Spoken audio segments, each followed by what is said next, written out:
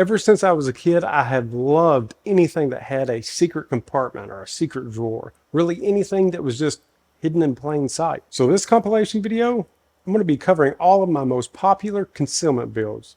Let's hop into it. Welcome back, guys. So in this video, I'm going to be showing you how to build this X-frame farmhouse concealment table. I'll also show you how to install the biometric lock as well as the RFID lock. You do not need them both, obviously, but you'll know how to install either one. If you follow my channel, you know I talk about taking things that are hot right now, which is farmhouse, and adding a twist to it. So this is a perfect example. And if you do not want to conceal something in this table, you'll learn how to make just a nice coffee table. Do me a favor and smash that subscribe button, and let's get started.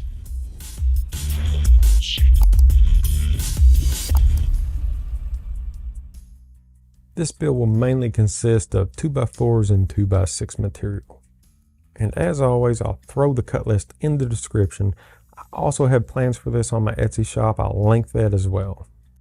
So we're going to start out just by cutting parts. And if you're using 2x4 or 2x6 material, which I am here, a lot of times it comes with a rounded over edge. So all I'm doing in this step is taking that rounded over edge off. I want this to have a square look. I do not want it to look like it was built out of just a 2x4 or a 2x6.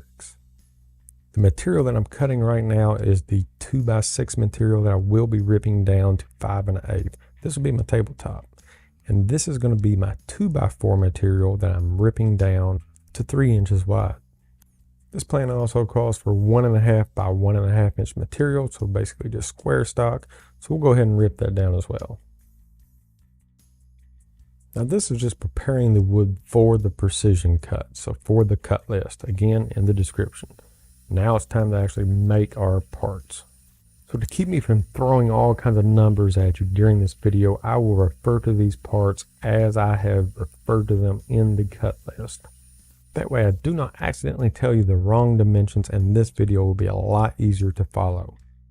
Okay, so to start, let's assemble our front and back. For this assembly, we will need 2 of the legs, a top rail, and a bottom rail. Once you have your parts roughed into place, let's go ahead and put some pocket holes in this. You can use any type of joinery that you would like, but for this type of a project, I chose pocket holes.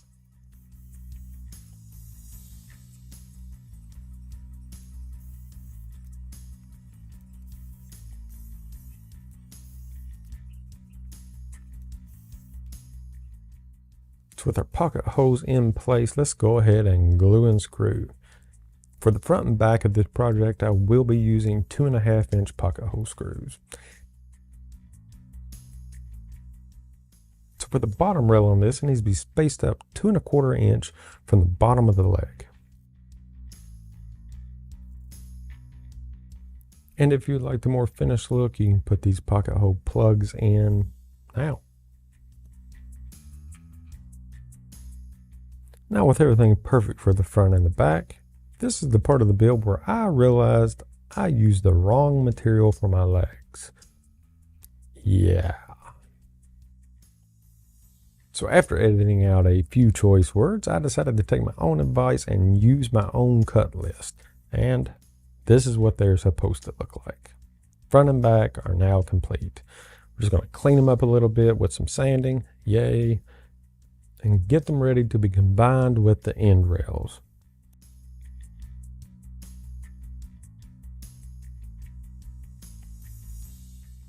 And here I'm just going to be laying out my end rails to get them just kind of roughed in so I know where to put my pocket holes. So after I drill my pocket holes, before combining this, I'm actually going to go to the next step, which is going to be painting. It is a lot easier to paint these parts separate. And I know you're asking, why is he using spray paint? Okay, so this is my base coat. Again, this is a distressed farmhouse table.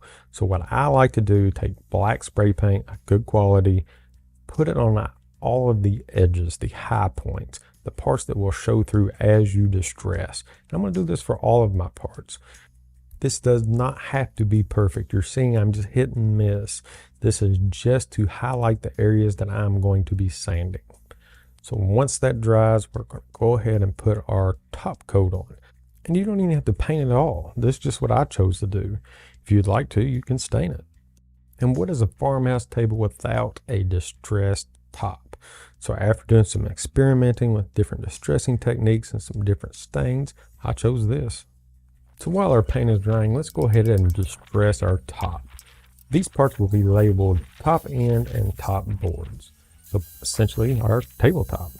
So what you're seeing me do is some of my distressing techniques. I actually have a video on that, but I'm basically taking a wire wheel with an angle grinder and kind of digging out all of this softwood. This is going to give this wood texture. I'm also taking an old square nail, making some marks in this material, a hatchet to make it look like some hue marks. And this is what it looks like. Now it's time to put our tabletop together. So these are going to be our top boards. There will be 6 of those. We'll put our end boards on here in a minute. I will be putting this together with pocket hole screws and glue.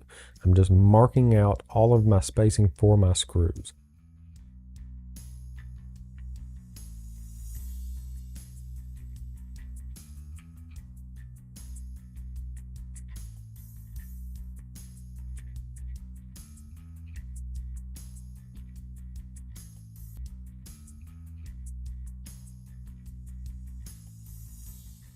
So with the tabletop put together, let's go ahead and put on our end boards. Some people call these breadboards.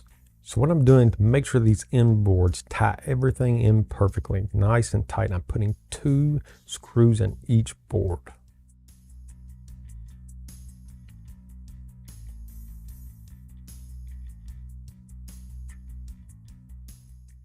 And back to sanding. Basically, we're just knocking off some of the fuzz that may have came up with the angle grinder, also some of the high points from the hatchet. This is only like a 320 grit sandpaper, but it's ready for stain. And I chose to use a stain called Early American by Minwax. But I recommend playing around with different stains. Get that look that you really want and that you're going for.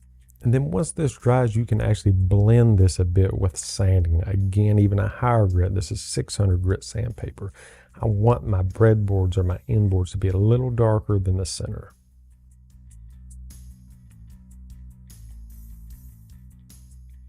And to go ahead and finish this off and get it out of the way, let it be drying while we're finishing the rest of the project, let's go ahead and put our finish on. This is just a Minwax water-based urethane. So now that this paint has dried, we need to distress it. And this is my distressing techniques for the rest of the parts that we have cut and painted. So this is where the black spray paint comes in handy. You know, we hit the edges. I'm just lightly sanding. Again, this is like a 600 grit sandpaper. We're bringing out that black from the underneath, but not getting rid of too much of the white on top. Now let's go ahead and put this thing together using our end boards.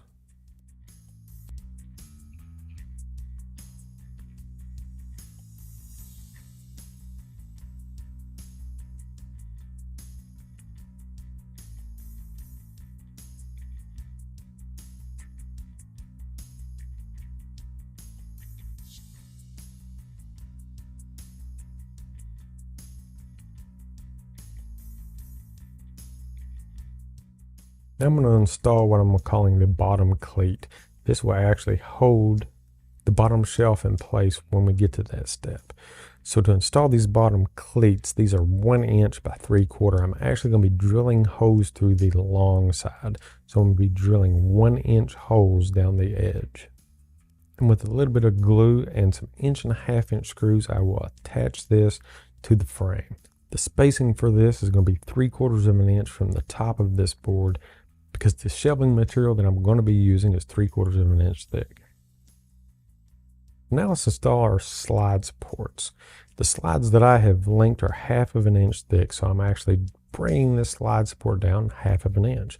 Once in place and it's flush with the top, we'll go ahead and attach it to the top side rail. So in order for this slide to come out and this tabletop to work correctly, there has to be a notch for the slide to actually come out of. So that's what I'm doing here. I'm just measuring out my slide and preparing to cut my notch. The easiest way for me was just use an oscillating tool. These things are awesome. But you can use a handsaw, chisel, whatever that you would like.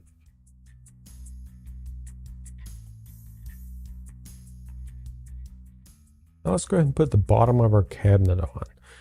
Now hold up.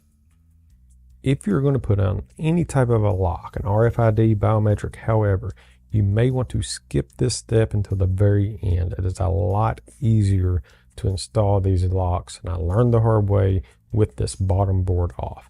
But by installing this bottom board using pocket hole screws from the underneath, this will allow me to take this off if I ever need to get into it. If my batteries ever go bad, if I ever get locked out of this thing, I can just take out all of these different screws and have access to my secret panel. So this is what it should look like at this point. So let's go ahead and move on to our X braces, or I call them cross piece in the description. But the easiest way that I found to line these up after you have your 60-degree angles on both ends is to just overlap them. Overlap them, take a pencil, make your marks, and now you know where you need to make your cuts. We will be half lapping this material, and there's several ways to do it. I've done this with a skill saw even, but if your saw has a depth stop, set that depth stop for 3/4 of an inch. Remember, this material is 1.5 inches thick, so 3/4 of an inch, 3/4 of an inch, 1.5 inches. So whenever you make your cuts and you mate them up, they'll mate up flush.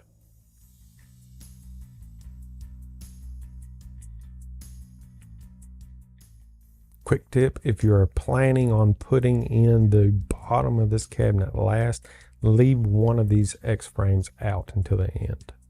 So let's go ahead and get these installed. A little bit of glue, a couple screws, perfect. Now when we screw these in, I'm going to be using 2.5-inch screws, okay?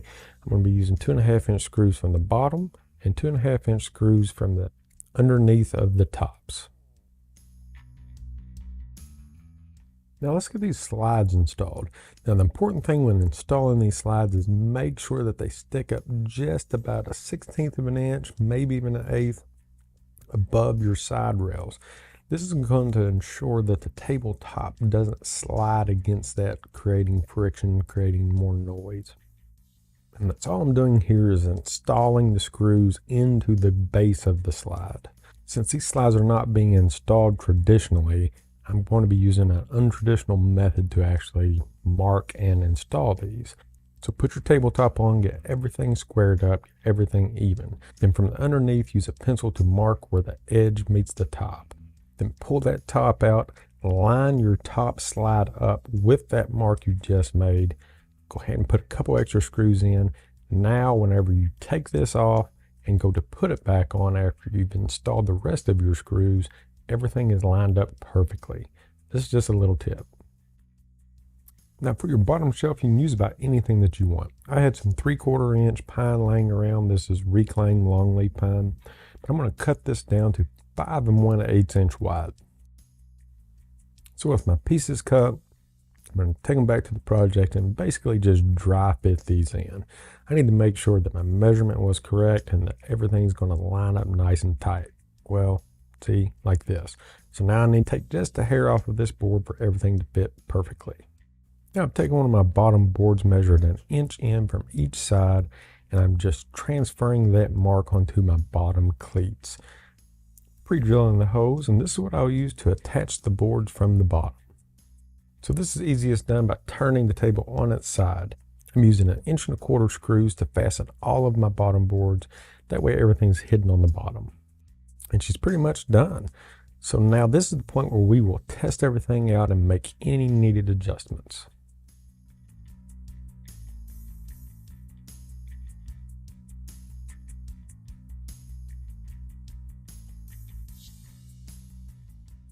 So I'm going to show you how to install the biometric fingerprint lock. This thing is pretty cool and it's only about $38. I'll throw the link in the description. Now, like I mentioned before, you have to be careful buying this stuff online. A lot of it's just cheap junk. But this company, the one that I'm linking, I know them. I know that they sell quality products and their customer service is impeccable. So now after I have the placement that I want, I just hold the button up to the workpiece, or you can use the template, and I'm tracing it out. Came out to 1 1/8 inch bit. I'm going to drill this all the way through this sideboard.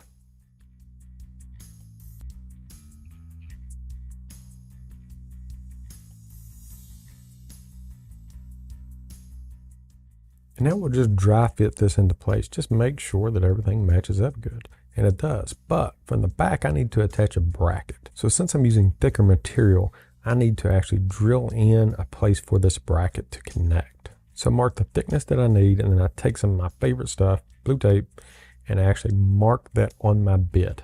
This will tell me when to stop and prevent me from drilling in too deep.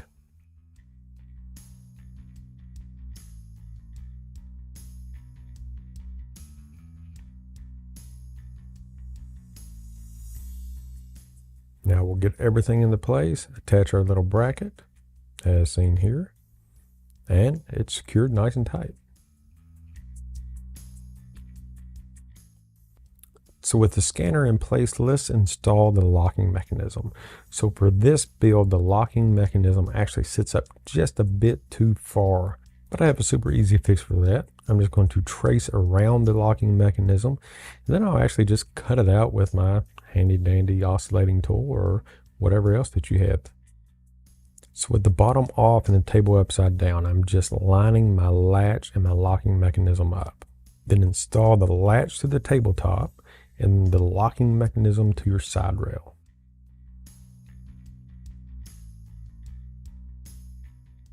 Now let's give it a test.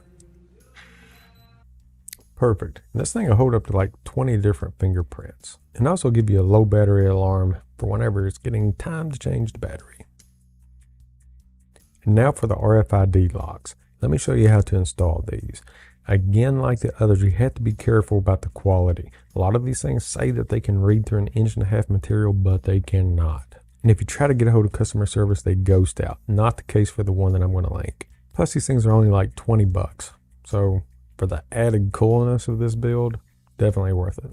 So with the bottom off, table upside down, I found it easier to actually put the latch into the lock and install it that way. That way that I know that my spacing is correct. And for the RFID, you need to make sure that you put the lock actually on the tabletop and the latch on the sideboard.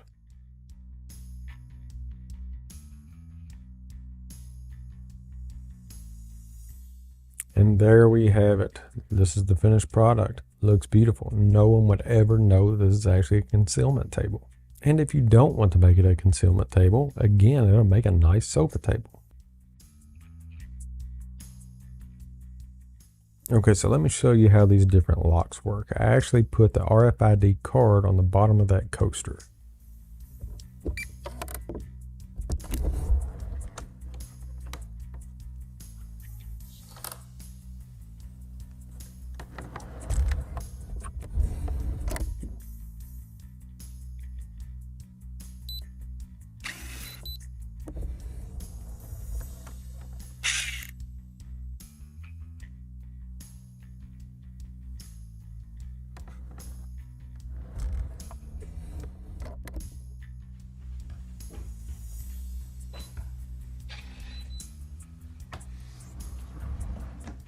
So let's talk about some other add-ons that you can put in just to increase the wow factor. There's a couple different things.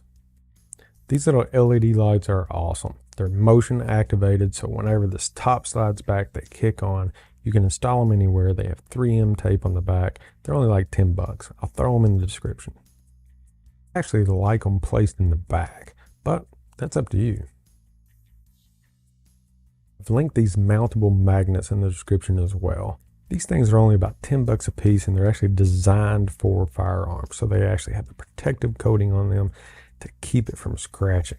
Let's say you choose not to use the foam, but you don't want your firearms rattling around if it gets bumped.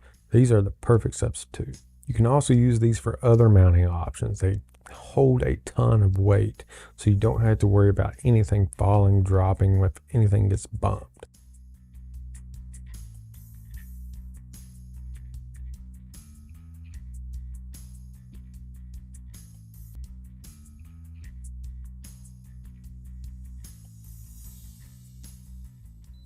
And there you have it, guys. Thanks so much for watching. I hope this video really helps you guys.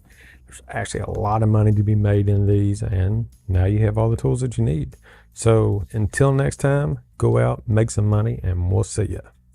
Welcome back, guys. So in this video, I'm going to be teaching you step by step of how to build this distressed floating concealment mantle. As always, the full cut list will be in the description, as well as a link to the plans and all of the components that you need for this build. So to get started, let's cut our larger items for this build, the frame of the build. Later on, we can get into adding in smaller parts as we go. So once we get all of our lengths cut, we can go ahead and go to the table saw and start ripping down our different widths for the material. A lot of the parts of this build will actually have a 45-degree angle on one edge, but I'm just going to cut square stock for now. I'll add that 45 here in a minute.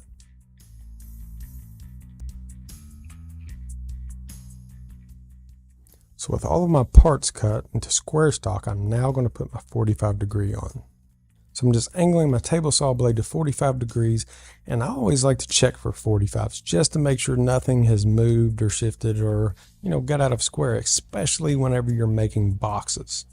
And essentially that is what we are doing. We are mating 45s to make a box. That is what is going to make the floating shelf. Since I do not want to take away from my width, I do a little test piece to make sure that my 45s will match up with the edge of my material. Yes, long 45s can be a pain, but if they're cut right, then they'll fit nicely. It will look 10 times better than a butt joint, I promise you. So we're going to go ahead and cut our long 45s on one side of all of the parts that call for it. So that's going to be the top, that's going to be the two sides, and the front. And now for the short 45s. There's several ways that you can do this. I'm just going to use my miter gauge since I'm already set up here at my table saw. But technically you can do it with your sliding compound miter saw. And we will repeat this process for the front board and the two sides. The front board will have both ends on 45s, and the two sides will only have one short end on 45s. And this is our basic frame. So we have our top board with 45s on three sides. We have our front board with 45s on three sides. We have our two sides with 45s on two sides. And we have our bottom, which is just square stock.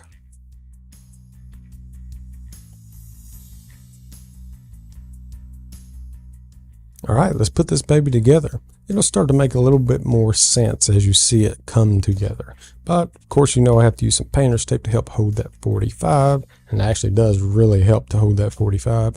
Some glue. I'm going to throw in some 1 1/4 brad nails.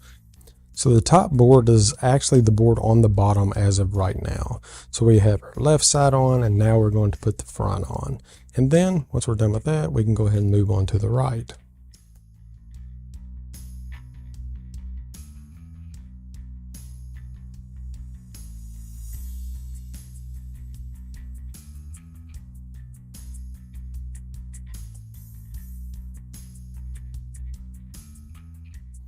And I always use a framing square just to make sure everything is actually square, especially whenever I'm building boxes.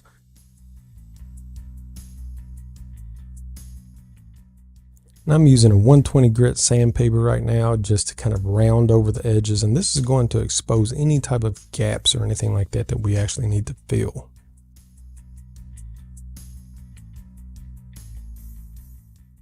Now one of my favorite parts of a build is distressing. So I like to do my heavy distressing at this point.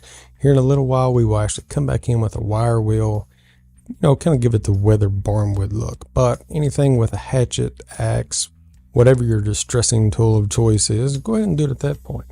Now just take a little wood filler, fill in any cracks or nail holes. We'll let that dry.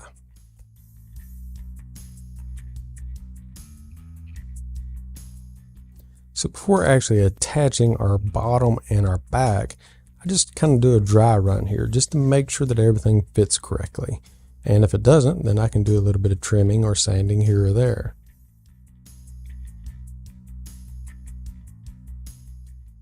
So once we have everything fitting the way that we want, let's go ahead and get our back marked out for our pocket hole screws. The back will be attached to the base with pocket holes. So I have my pocket holes cut, and I'm just going to show you how all of this will line up. The back is an important piece because it's going to be holding the weight of this shelf.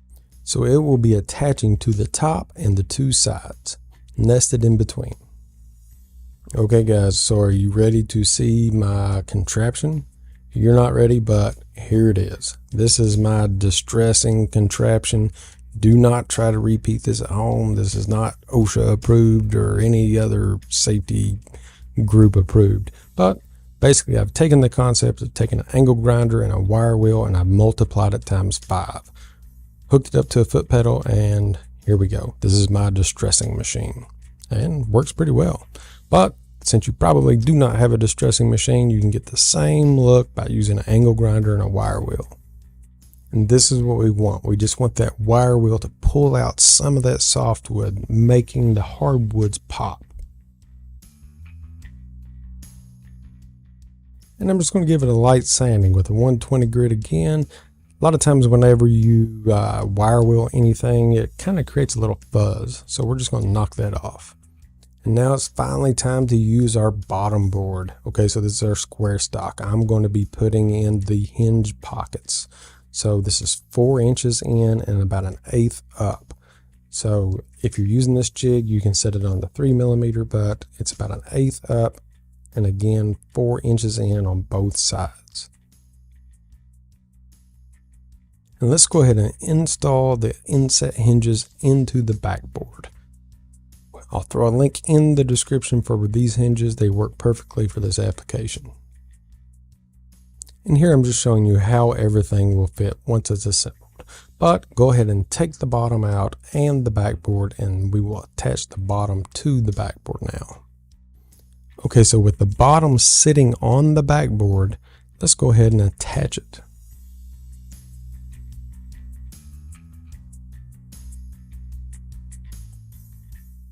So before installing the backboard, I'm going to go ahead and pre-drill my mounting holes. These are going to be the holes that the screws that will actually fasten this into the wall, into the studs will go into. So they're going to be 16 inches apart. And now it's time to install our 2-inch by 6-inch stop blocks. These stop blocks are just going to keep the bottom from raising up too high. I've measured 3/4 of an inch down on both sides and made a mark. And that is where I'm going to seat these. Because remember, the bottom, when it raises up, is going to be fitting inside of the box. And the bottom is 3/4 of an inch thick.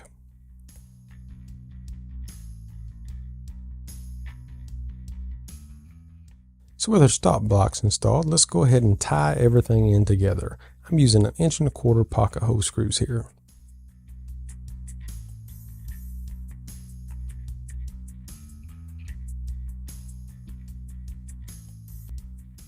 It's all starting to come together. So let's go ahead and open it up, and the tension from the hinges can make it a bit challenging sometimes. And we're going to sand down this edge. This is just going to keep that edge from kind of clipping the edge of the box whenever it closes. And now what you're seeing me do here is just add synthetic wormholes. This is just a distressing technique. And while we're talking about different distressing techniques, all of my little hatchet marks, I like to use a dark stain. So I want my hatchet marks to stand out. I want it to be darker, so I'm using Minwax Express over those. And then for the top coat, I'm actually going to be using Minwax Early American. So it's a little bit lighter, but it will make those hatchet marks pop.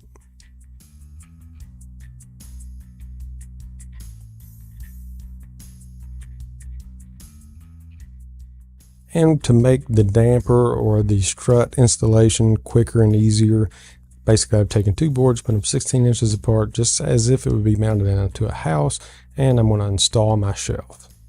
I ended up choosing to go with a strut. You can use a gas damper or you can use a gas strut. I'm going to link both, and it's kind of up to you.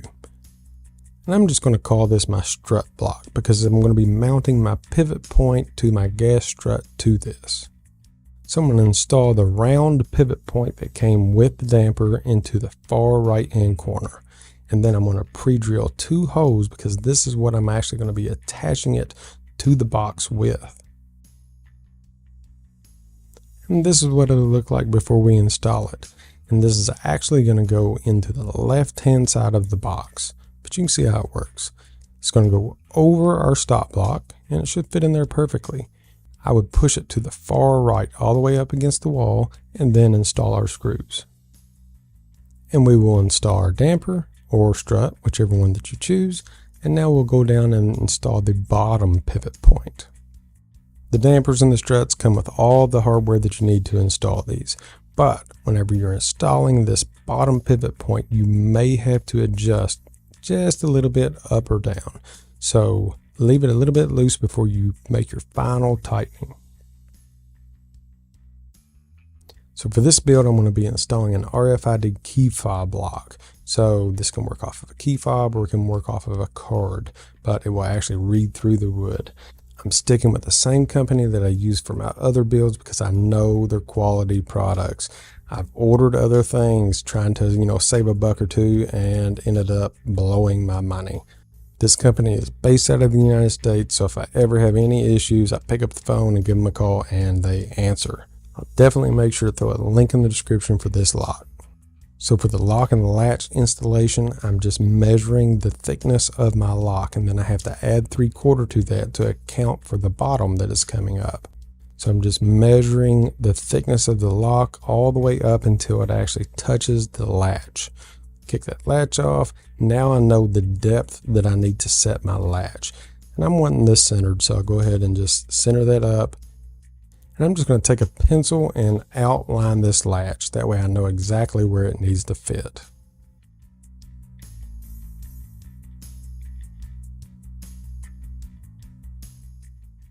And to make this install a lot easier, go ahead and undo the hinges from the bottom. Go ahead and take those off, set it aside, and let's get this latch installed into the marks that we made previously.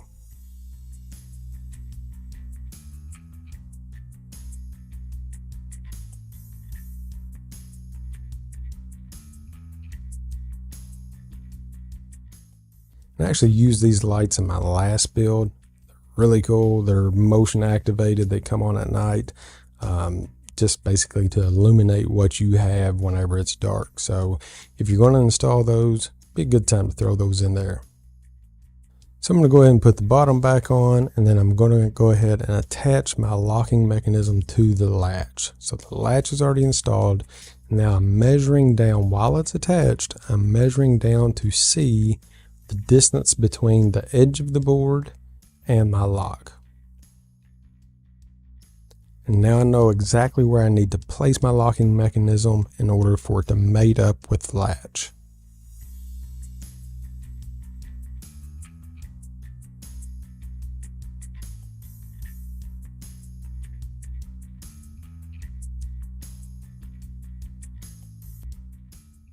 All right, you ready to give it a test?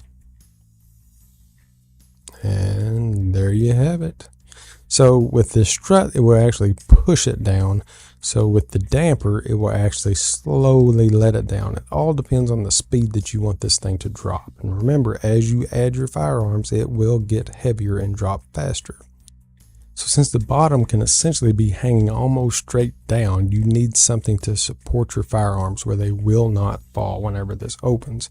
So I use a 25-pound magnet that's actually made for firearms. It has a coating on the top to actually protect it from getting scratched, anything like that. There's 3M tape on the back that you can use, or you can screw it in. I would recommend screwing these in. You can choose to use the customizable foam for this build if you'd like, but it's not going to be enough support alone. It's just going to be for cosmetics, really.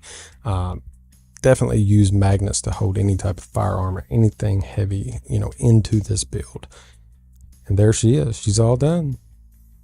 Hidden in plain sight. Not only do you get a nice piece of concealment furniture, but you get a beautiful shelf or mantle.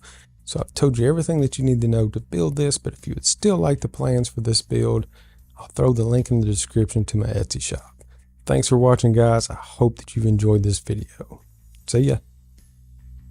What's up, guys? So today we are going to be completely redoing the concealment coat rack that I did a long time ago. Great coat rack, nice looking piece of furniture, great for any entryway. You can choose to use a magnet or not to operate the lock. And it has a hidden compartment inside. So if you want to learn how to do this, we're going to start completely from scratch, build one from the ground up. So stay tuned.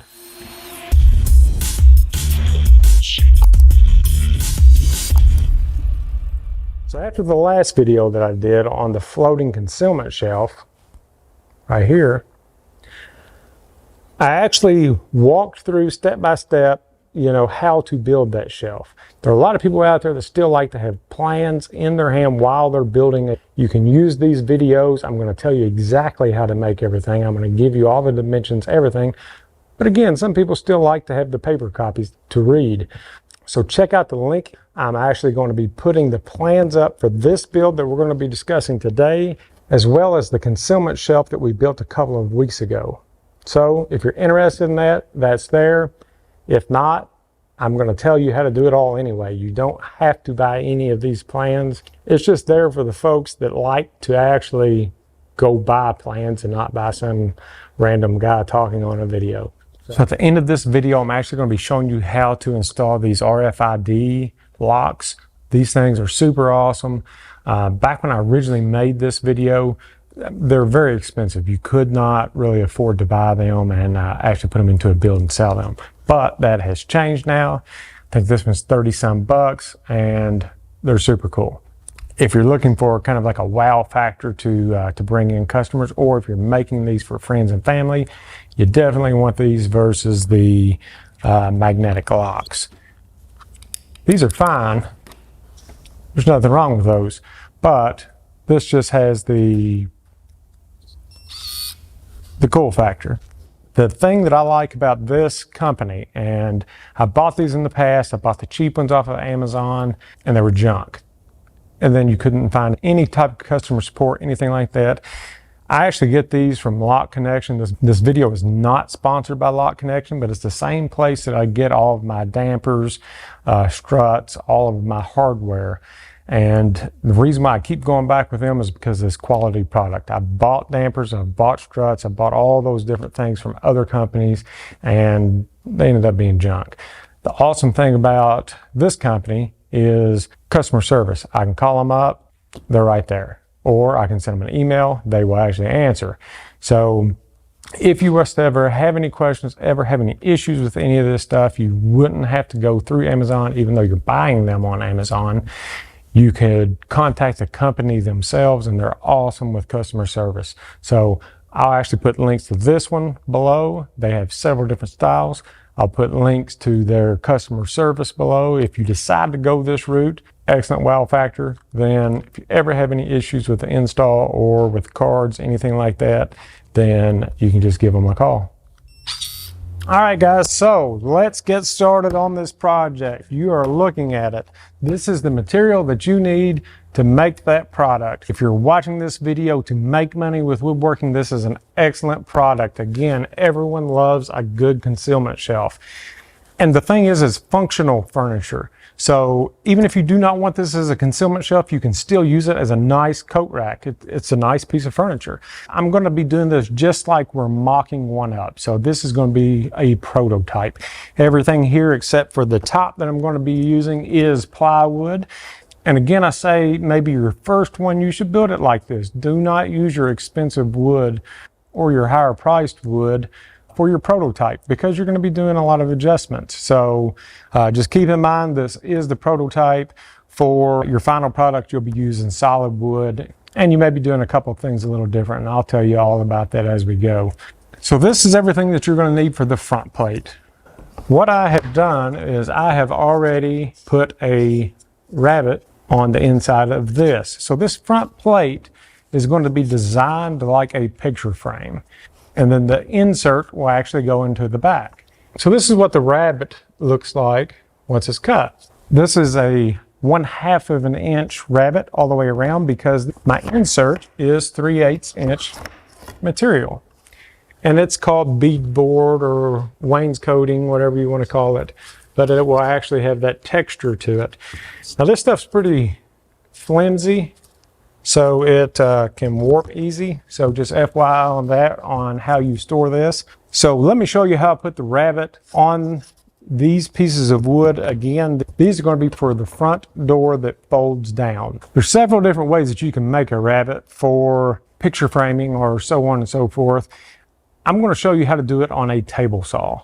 You can do this with a router. You can do this with a shaver. You can do it several different ways. But for this project, I'm going to show you on a table saw because if you're a beginner, that's probably the closest thing that you're going to have. So I'll do it with that instead of routing all of this out. Here we go. So the rabbet I put on the material that I just showed you is 1/2 inch deep by 1/2 inch tall. So it's 1/2 square that I'm taking out. In order to do that on a table saw, just raise the table saw blade up to 1/2 of an inch. Find the tallest point on your blade, and then move your backstop in to where the outside of your blade is 1/2 of an inch.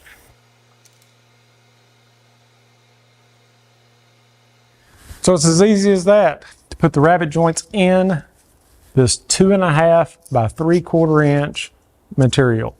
Again, I'm leaving these pieces long. I'm not going to cut them to length just yet. We'll get to that shortly because they will be on 45s. And this third one is actually going to be the parts that we're going to use for the two sides of this door that folds down. So we're going to call this the front plate.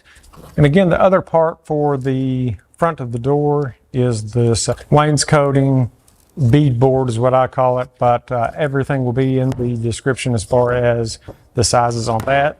So this is your entire front plate for the front door that folds down. I'm going to call that the front door from here on out, just so we know. Okay, so the next part is going to be, this is again 2.5 inch material. This is going to be what I'm going to call a divider. It is going to go in the bottom. So you'll have your coat hooks here, and then your divider, and then your front plate or the front door will actually sit on top of this. So let's talk about these side arms really quick. So as you can see, I have one side arm that I have actually already made this cut on. These are 16 inches long by 3 inches wide, and they will actually go on the outside. I just added this just as a little decorative piece just so it won't be like a sharp edge sticking off the front because it's actually going to sit on the side. So we'll do the same thing to this one shortly. And then we have our top board, which will go like this. Okay, so I put this little chamfer bevel on. What this is going to do is going to make it a little more decorative, and it's going to keep the front door whenever it goes to close. You'll see this here in a bit from hitting the front edge if this was completely square. It does not have to be this little 45 that I put on. It can be any type of design that you would like. You can route this out all the way around, or you can do what I did and just put this little bevel on with the table saw. Here's a little clip of me doing that.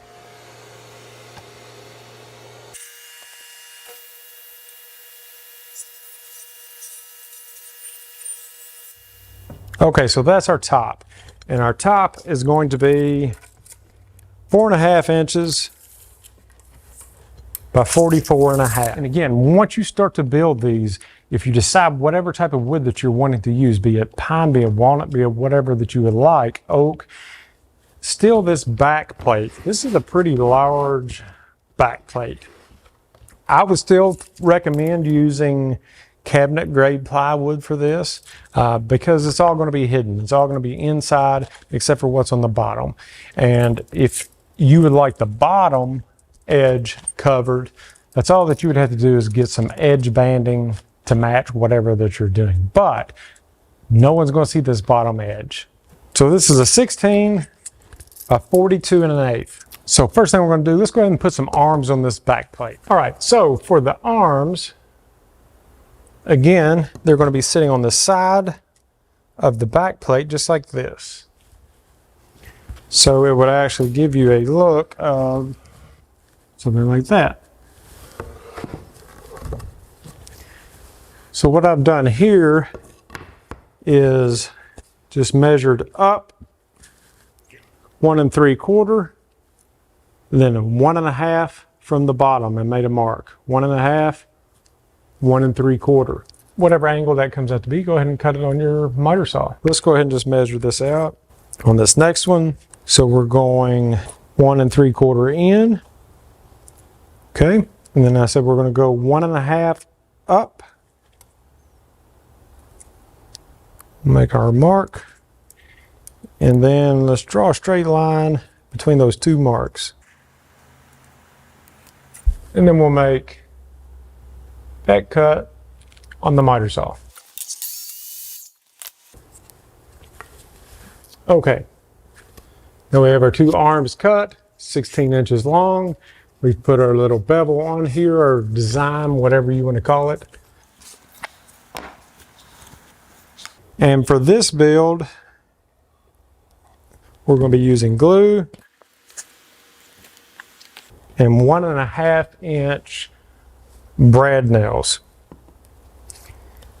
Now what I would recommend you do is, once you make this out of solid wood, go ahead and glue, brad nail, and also pre-drill, put in a screw, and then a dowel, and cut that off. That will sturdy everything up quite a bit.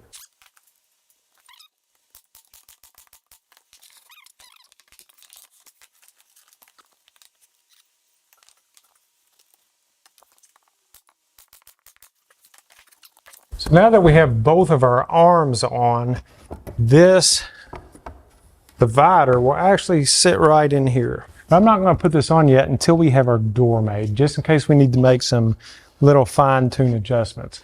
But what we can do is go ahead and put some pocket holes in the ends of both of these. We'll go ahead and get that out of the way.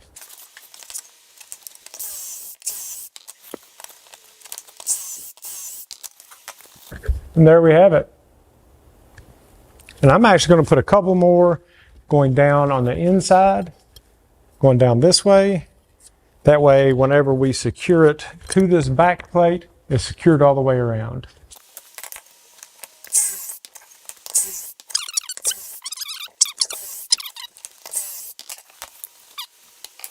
Now let's get started on the front door. Okay, so for our front door, we wanted to cover everything that we had just made, our frame that we just put together, the side arms. This door will actually cover that as well. So we want this to be 10 7/8 wide. That's going to be our door frame.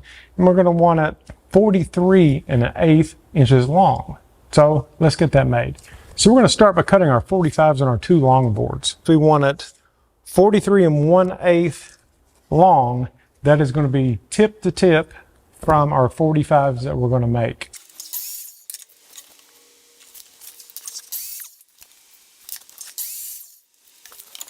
Okay, so we have our two boards cut at the 43 1/8. So now we're going to cut our inside boards that go on the outside edges at 10 7/8. Again, tip to tip. Okay, now we have our outside edges of our frame. And the way that this is all going to go together, like this, and then we will have our beadboard that will actually set down inside like that. So let's go ahead and get this put together. And to put this together, I'm going to go ahead and use pocket holes in these corners. You can use whatever type of joinery that you would like, but for this project, pocket holes are super handy.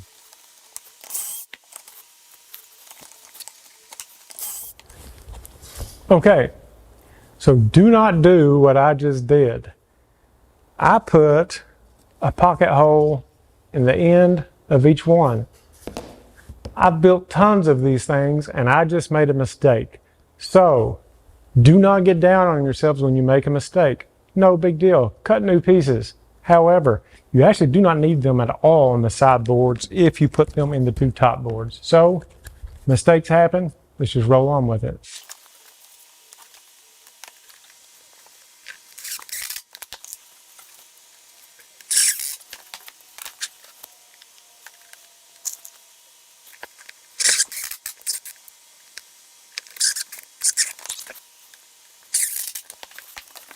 Okay, so once it's all together, this is your front plate, except you won't have these two extra holes. We'll go ahead and sand it all down to where it's smooth and clean up any wood glue that you would have coming out, because like I said in the last video, wood glue on fresh wood does not stain. So we need to get it cleaned up. It'll leave a little mark there. Now, since I was only able to get one pocket hole in each one of these because the material is pretty thin as far as the width goes, I'm also going to put some nails in the ends just to mate up the tips of the 45s. Okay, so now we're going to put our beadboard into our picture frame that we've just made, which is actually the front door. All right, this is what it looks like. Now, okay, so for when we're installing the plate, I would actually recommend maybe using a 1/4-inch piece of ply to cover this, cabinet grade plywood, stainable, to cover up your pocket holes, and will actually hold this into place. I'm just going to use some staples for now because, again, this is a prototype. You can use nails, you can use picture frame tacks, whatever that you would like.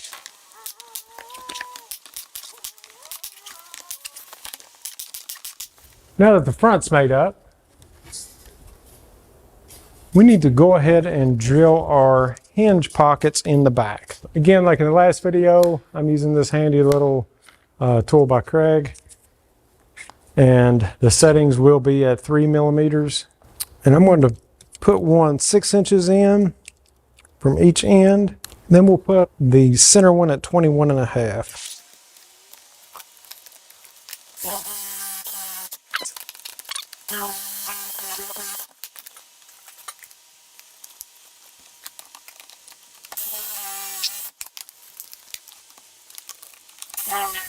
Gotta love making sawdust. Smells like money to me.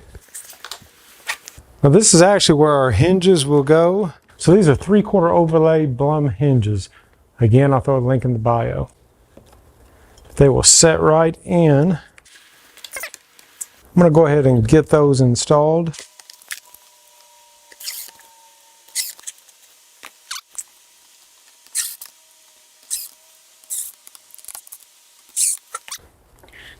All the hinges are installed.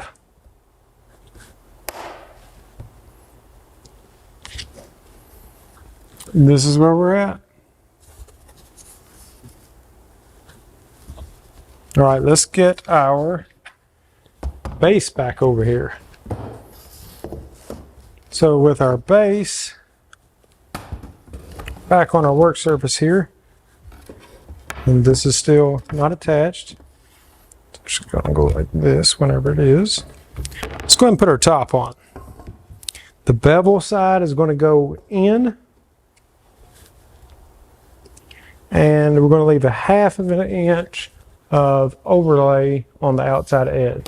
Now what we will actually do is, for this demonstration, we're just going to glue this up. I'm going to put some finish nails in there. Again, just like the other parts, if you're doing this for a customer, I would go ahead pre-drill and then countersink some holes and actually put screws in this, and then put a plug in every screw hole. 1/2 inch overlay. And again, I have a lot of glue here that I need to clean up. And again, for this top, that's all this is a piece of ash, just because I had it kind of laying around. But the top, you know, needs to be nice and solid. So again, clean up any glue. So now this is where we're at.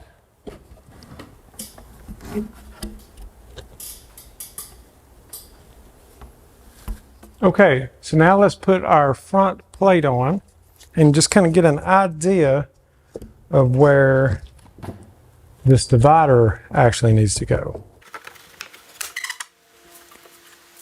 Now you want to leave just a bit of a gap at the top. That way that this can kind of hinge open. Make sure that all of our measurements are good. Get it squared up.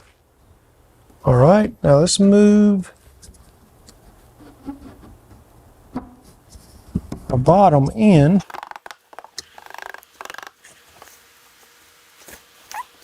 Now I'm going to mark this. All right, we'll set this to the side. So with our divider where it needs to be, I just have a clamp on one end just to hold that still while I'll go ahead and I'll put my pocket screws in. And these are 1 1/4 inch pocket screws.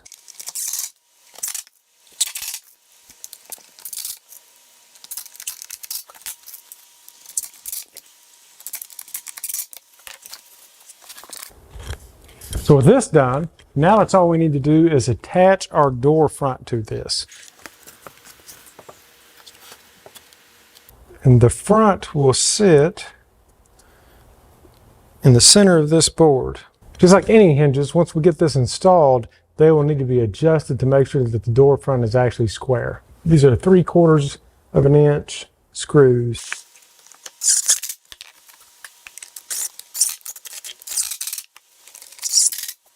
Okay, so let's close it and see how it fits. Again, I haven't adjusted any of these hinges yet, so there's probably going to be quite a bit of adjustment to do. See how tight it is right there? So I can tell already we need to lift these hinges up just a bit.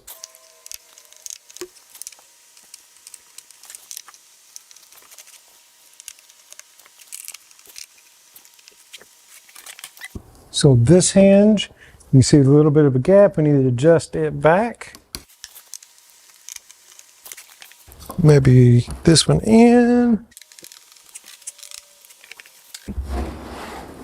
All right, and this is where we're at. We've got the hinges adjusted.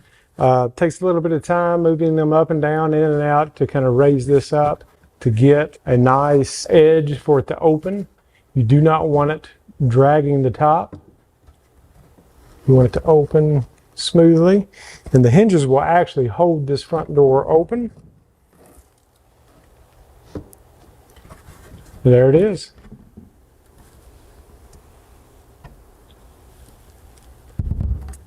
Now let's put some locks in here. So to install this locking mechanism, it's going to be a little different than our last build because everything's going to be kind of reversed. So this one will actually take some trial and error on getting everything in the exact right spot, but you want this part, the actual lock, the magnetic part, when it locked, and we're going to line it up with this hinge because we know that hinge is in the center, and we want it to where it barely misses the edge.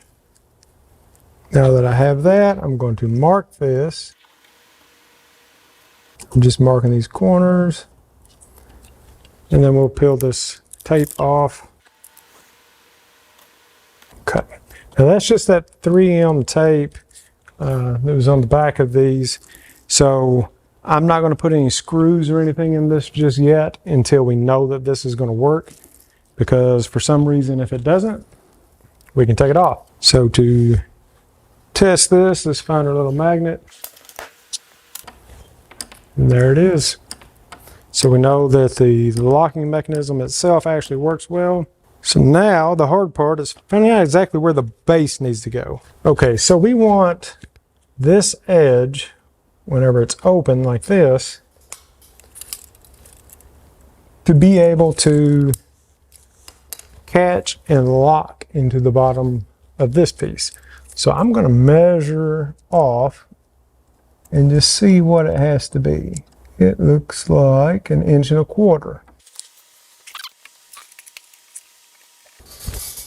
So once we have our lock and latch in place, we can actually go ahead and put the 2 screws in that come with each one of these. So if you've decided to go with the RFID locking system, it's going to come not only with all the mounting hardware instructions, but it's going to come with these 2 parts. So this is essentially your locking mechanism that operates with the card.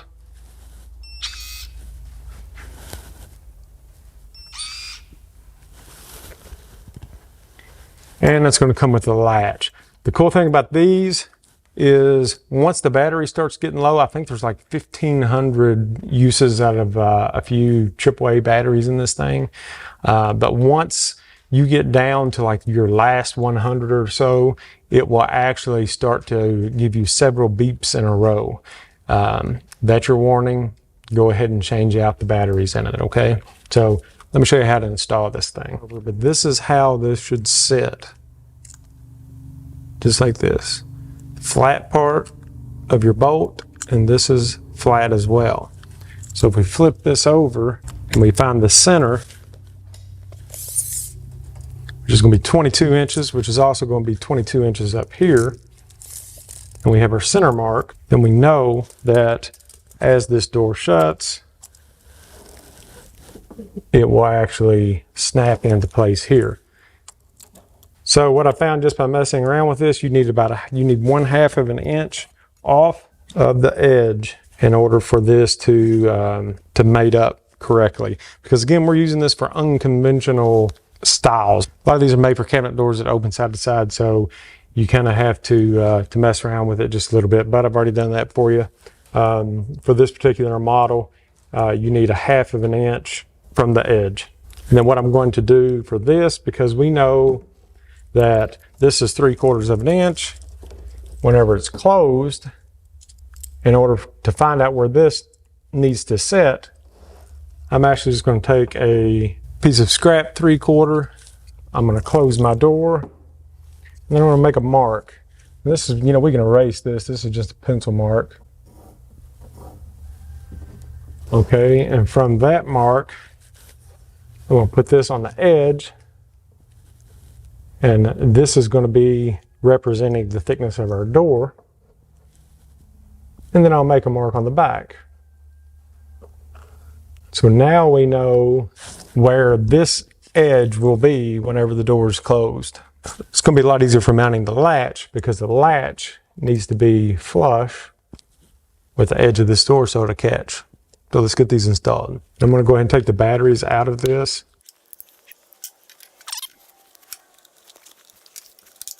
.22 inches to center. Pre-drill everything. Flat edge with the little rollers out.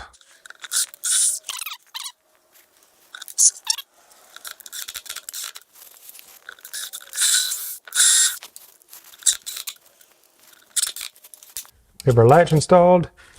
Now let's install the actual reader. And again, the cool thing about one of these is it can actually read through over 1 inch of material. So they're pretty neat.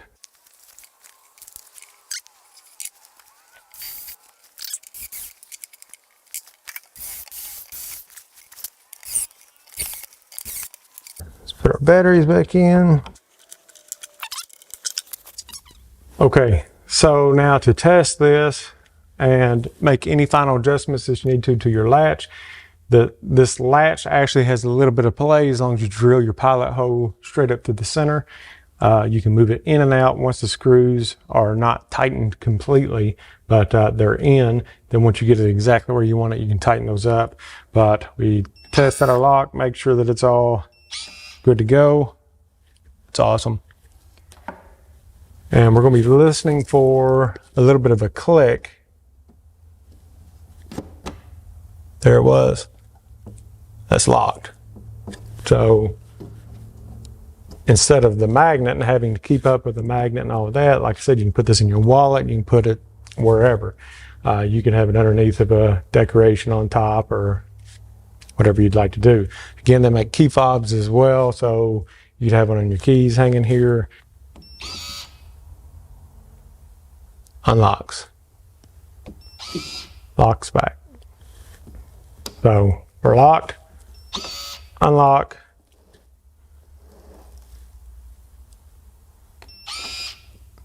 There's the lock, and it will actually shut while it's locked.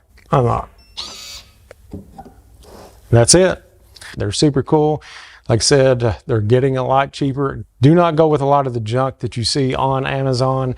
Go with a reputable company. Like I said before, I'm not sponsored by this company, but I'm going to throw their link into the bio because I know that they make good stuff. Like I said, this one's like 30 some bucks. If you're making these for friends, family, or if you just want to kick it up a notch, this is the way to go. They also have some cheaper ones with a little different design but these seem to be the most sturdy and interesting type, and they're fine.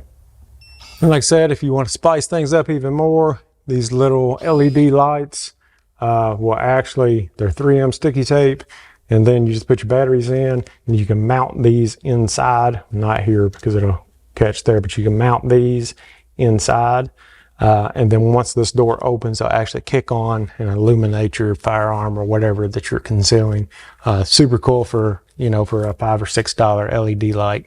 Again, go with a reputable company. There's tons of these out there. About half of them are just absolute junk. You'll get them, they won't even work whenever you get them in. Now, so all we need is the foam and coat hooks. The hardware for this thing is actually one of the most expensive parts. Hardware is very expensive. If you get on Amazon, you can actually find some pretty decently priced coat hooks. I'll try to put a link to that in the bio as well. The foam, for my last one, I actually, since I had some of the 1-inch foam, I just used 2 pieces of that. Just like our last build, you will have to customize this out to actually fit where these latches go. It's going to need a little piece cut out, and also cut out around where these hinges are. That way it'll fit nice and snug. And what I would do if I was sending this to the customer, they make a foam adhesive. I'll try to throw that into the description as well, but it's just like a spray adhesive. Or you can just tell the customer once they get it customized, because they need to take this out to customize it, they can spray the backboard with the foam adhesive, put it in, and it will actually stick there. So we don't have to worry about anything falling out or anything like that. And whenever you go to mount this to the wall, you actually just drill in 16-inch centers down through the back, and they can actually screw in before they put their foam in. All right, guys. So again, for anybody that needs to actually hold a plan in their hands to build something, that is perfectly fine. Some people learn by watching, some people learn by reading. If you need a plan, check out the link in the bio. I'm also throwing in a plan for the other concealment shelf as well. I'm getting those made as we speak. So I probably won't publish this video until I get those. So until next time, guys, go out there, build something, be creative, make that money. Welcome back, guys. So in today's video, we're going to be doing something a little different. Let's build a secret room. And not just any normal type of hidden room, if that's a thing, but everything in here has its secrets. The shelf is not just a shelf. Even the coat rack. It's not just for coats and hats. The mantle, it's a bit more than what meets the eye. But what about the actual furniture, like this side table? Well, I have a sweet tooth. And this coffee table. Let's just say, never judge a book by its cover. I'll make sure to throw links in the description for all of these builds. Enjoy the video. So for those of you that's been with the channel since the very beginning, I was actually building this workshop. If you remember back in the back, there was a room that I used for storage, and I said one of these days I'm going to turn it into an office. Well, I actually have this room all framed up and ready for a pre-made door to be installed. If you know me, you know the channel. You know, I do not like to do anything that's normal, so let's turn this into a hidden room instead of an office, because I really don't sit down. I'm really not for sure what type of a room that it's actually going to be, but we'll figure that out when we get there. Let's get started on trying to make this hidden in plain sight room. Okay, so for this project, I'm actually going to be doing like a wooden offset panel wall. So I've seen these types of rooms done several different ways. A lot of them involve bookshelves, things like that. I wanted to do this one completely different. I want it to look like solid offset wooden panels where magically a door will appear. Let's see if we can make that happen. First, I found some reclaimed material that I want to use for this project, and I'm just going to do a little bit of skip planing because I want to keep this rustic look.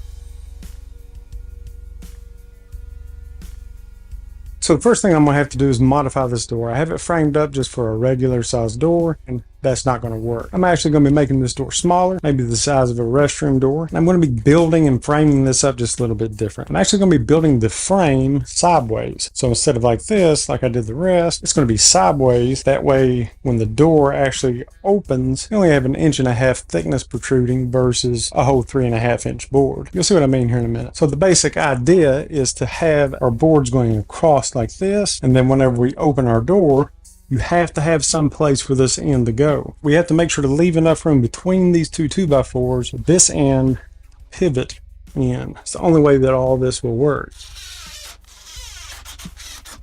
Okay, so for what I'm going to call our door stops, these are made into the frame of the wall. Again, they're sideways. And if you notice here on the left-hand side, I've actually left about 1 inch gap here. The reason for that is whenever I go to make the door we made like this, and will actually sit on the top of this. So it's going to make it 3.5 inches thick, which is the same thickness as our 2x4s here on the side. If I had butted this all the way up against this other 2x, it would not open. Whenever the door would go to pivot out, it would actually catch on the corner of this stud. So by moving it in, whenever this goes to pivot out, we have plenty of clearance, at least in theory. So with our door supports in place, this will actually be a pivot point for our door. Let's go ahead and make the door.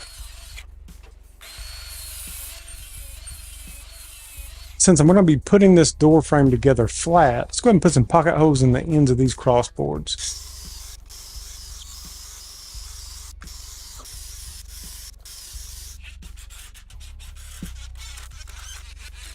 Before I set this door in, I'm going to use some washers as spacers because I actually left about 1/2 inch gap in the top and the bottom. That way, in case this wood's a bit warped, we won't have to worry about any type of dragging. If you enjoy this type of content, make sure to subscribe and hit that notification bell.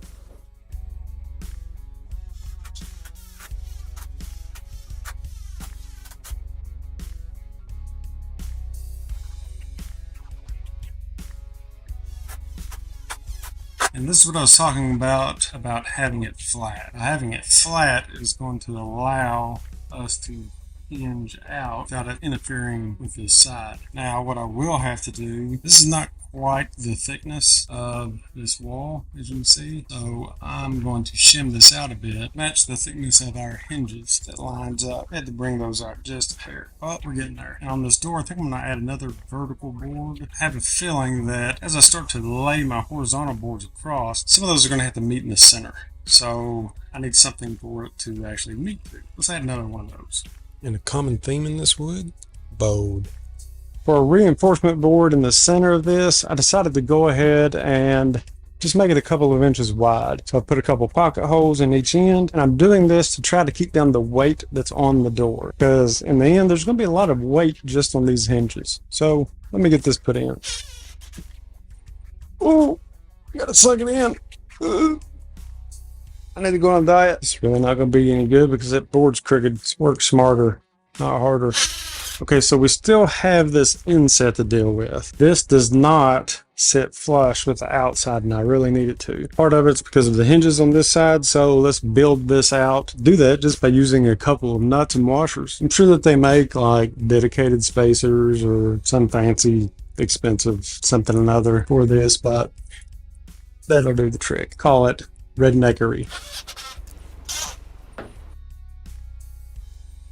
Okay, so with our wall built and our hidden door that's not so hidden right now, with all of that into place, it is time to actually start to hide this baby. So we're going to do that by putting the cross slats in, but now I just had to figure out exactly how I'm going to do it in order for this door to open and everything to hinge the way that it's supposed to. So in order to do that, these center boards have to be perfect length in order to hinge in. Now you're starting to pick up what I'm throwing down. This is what I'm picturing. So I went ahead and I've cut little grooves and laps onto some of my material. It's the only way that this is going to work is if I have some boards like this and some boards that are kind of cut like this. They will overlap each other, so kind of like a half lap. That way whenever we go to open the door, it won't get hung. Because if they were both just flush and just butt jointed, there wouldn't be any room for this to open. That's why you always see like bookshelves and things like that. There's always trim that hides that opening. And that is because you have to allow for the swing of the door. So this is 3/4 of an inch thick. You will have to make up for that 3/4 of an inch in some way or another in order for it to open. So this is the way that I've figured out to do it. Just kind of a basic overlay half flat.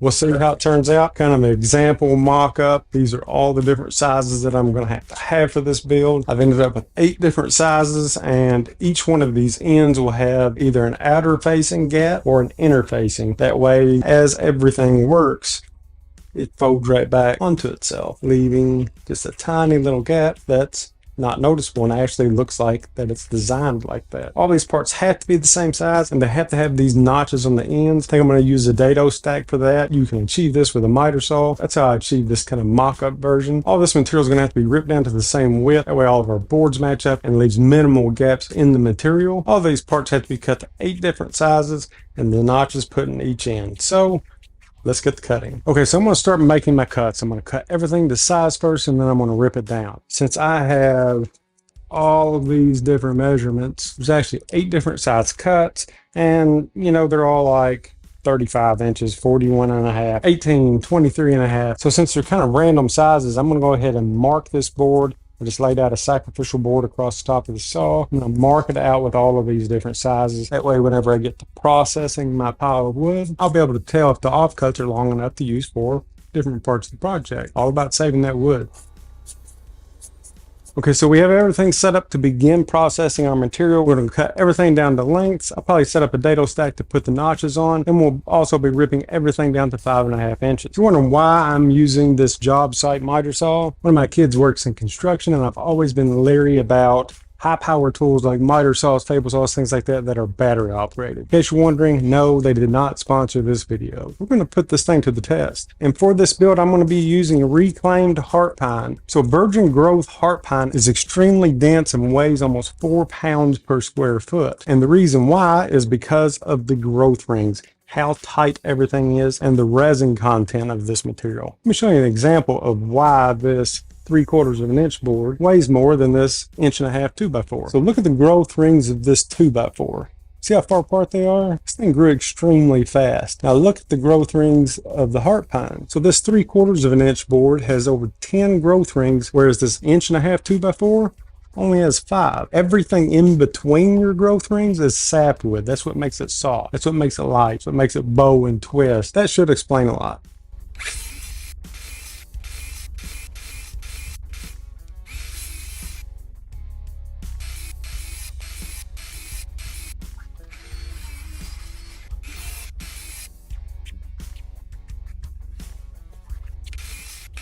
So I just made the final cut with this saw, which is over 200 cuts with 1 battery, and there's juice left in it. It's actually very surprising to me because I know how like angle grinders, things like that, can really zap a battery. Now that I have all the material cut to length, since a lot of this reclaimed wood has different widths, I need to get it all down to the same width. Over to the table saw. And for those of you that love your M2RZ mask as much as I do, there are big, awesome changes coming. Can't say a whole lot more, but I'm going to throw a link in the description with a discount code so you can keep an eye out for this new product.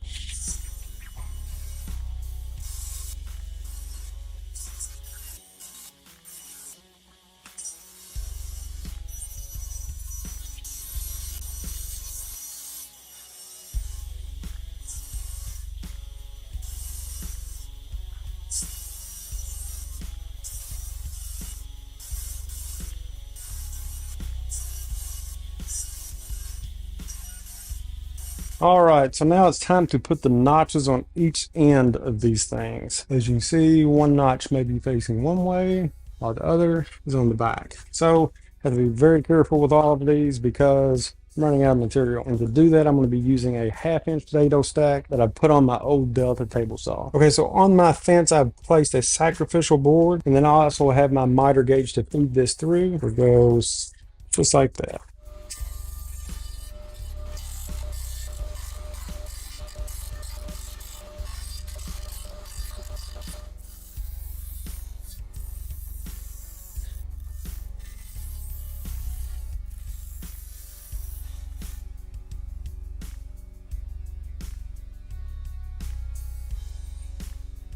Okay, so now that we have all of our parts cut, it's finally time to start putting this wall together. We're going to be starting at the bottom and working our way up. We're also going to be starting at this door where the pinch point will be. Time to get started.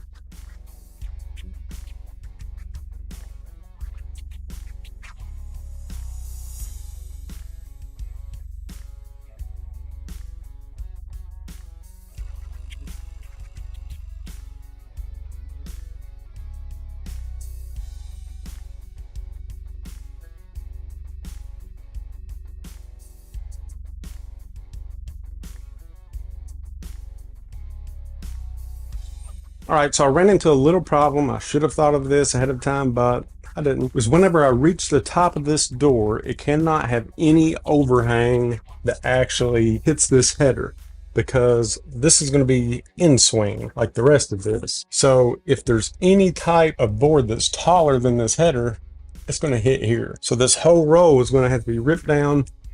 Looks like maybe 1/4 of an inch. I'm going to go ahead and do that, then get back to work.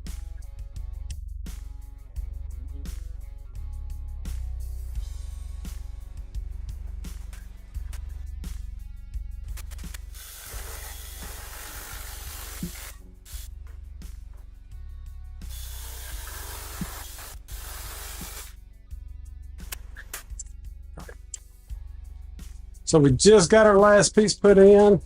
Now we just need to put some trim up in the corners. Maybe put some roofing on the top here to match, and just plug up a few holes and we're done. But it's looking good. So what's a hidden room without some super cool biometric fingerprint reading device? Is it needed? Probably not, but it's super cool. The problem with the fingerprint readers is they're not hidden. You know, they're not like an RFID lock or something like that where you can just swipe a card. So I figured out a way to actually hide the little round button that reads my fingerprint. I'm going to try to follow this natural crack with an oscillating saw, shave this down a bit, and actually install it from the back, making this a little access door. We'll see. All right, so my little hidden access door turned out pretty awesome, I think. I just threw a little hinge on there, and then to install the fingerprint reader, that's all that I had to do was to cut a hole the same diameter as the reader into a piece of scrap wood, run that through, and then fasten it in from the back. But from the back, it looks like this. All of this is going to have its own paneling on the inside, so you're not going to be able to see any of this, but that is how it is connected. I've just ran a wire down to my locking mechanism. So if you decide to install a fingerprint reader on a build similar to this, make sure that you do not do what I did. So after installing the reader and the locking mechanism, it was time to install the latch. So the latch is actually installed inside of the door, and while I was getting that lined up just perfect so that this door would stay nice and tight, it latched perfectly while I was on the inside. Okay, so the fingerprint reader's out here. I didn't have any tools with me on the inside. I locked myself in my own hidden room. Don't do that. So I called up my buddy at Lock Connection, explained to him the problem that I have. So I have a room that I actually need access in as well as access out. How can we make this work? So he came up with the solution for the problem by installing a reader on the inside and the outside that are linked to 2 locks. I do not have the locks installed right now because I'm still waiting for them to come in, but he sent me a video of how they work, and each fingerprint reader, the one on the inside and the outside,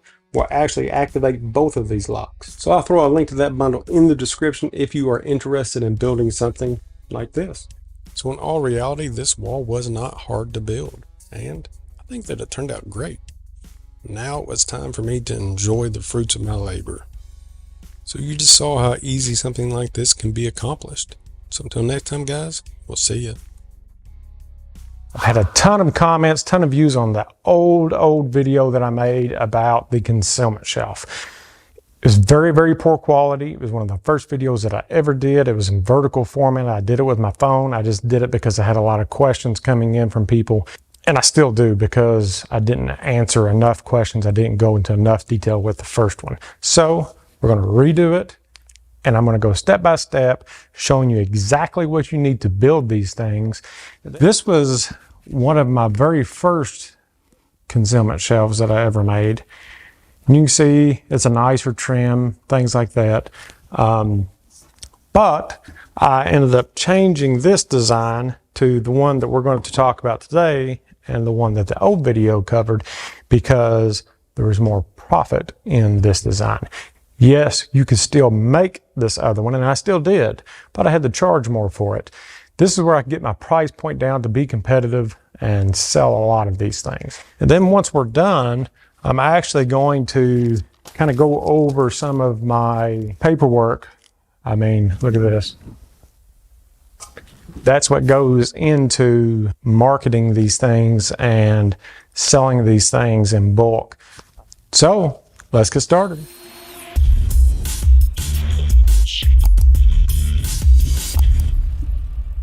Okay, so the first thing that I'm going to do is talk about all of the different parts that you need to build this. In the old video, I kind of went along and told you what the parts were and the measurements as we went. I'm going to do this up front, and I'm also going to put all of this in the description, the exact sizes, things like that. And I'm also going to talk to you a little bit about some different tips and tricks that I learned along the way of building these that solved some of the issues that I ran into. Let's start with what exactly that we're going to be making this out of. The top and the bottom are all going to be made out of 3/4 inch cabinet grade plywood. All right, so if you're buying this, if you're doing this to make multiples of these, get your graphing paper, lay it out, and you'll know exactly how many you can get out of one sheet of this 3/4 inch plywood. Don't go cheap on your plywood. Get a nice cabinet grade plywood. That way the finish, if you decide to stain these, the finish is really going to pop. Okay, so let's get started with the top. So the very top of this, the part that actually mounts to the wall, is stationary. So that's kind of going to be the top of your cabinet or your shelf. That is going to be this board here. This is a 10 by 22 by 3/4 of an inch thick. Okay, you'll need one of those for this build. A part of this top will be your trim. And based on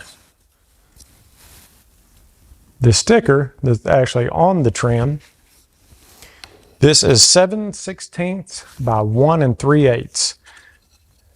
So it does not have to be this exact profile.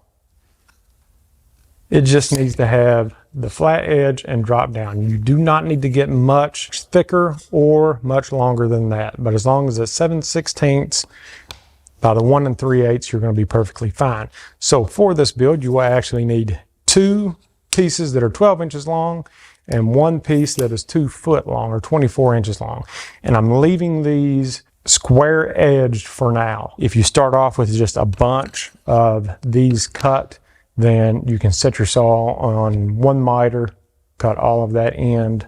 So that is the top. That's essentially all you need for the top. These will be held on with 1 inch brad nails and glue.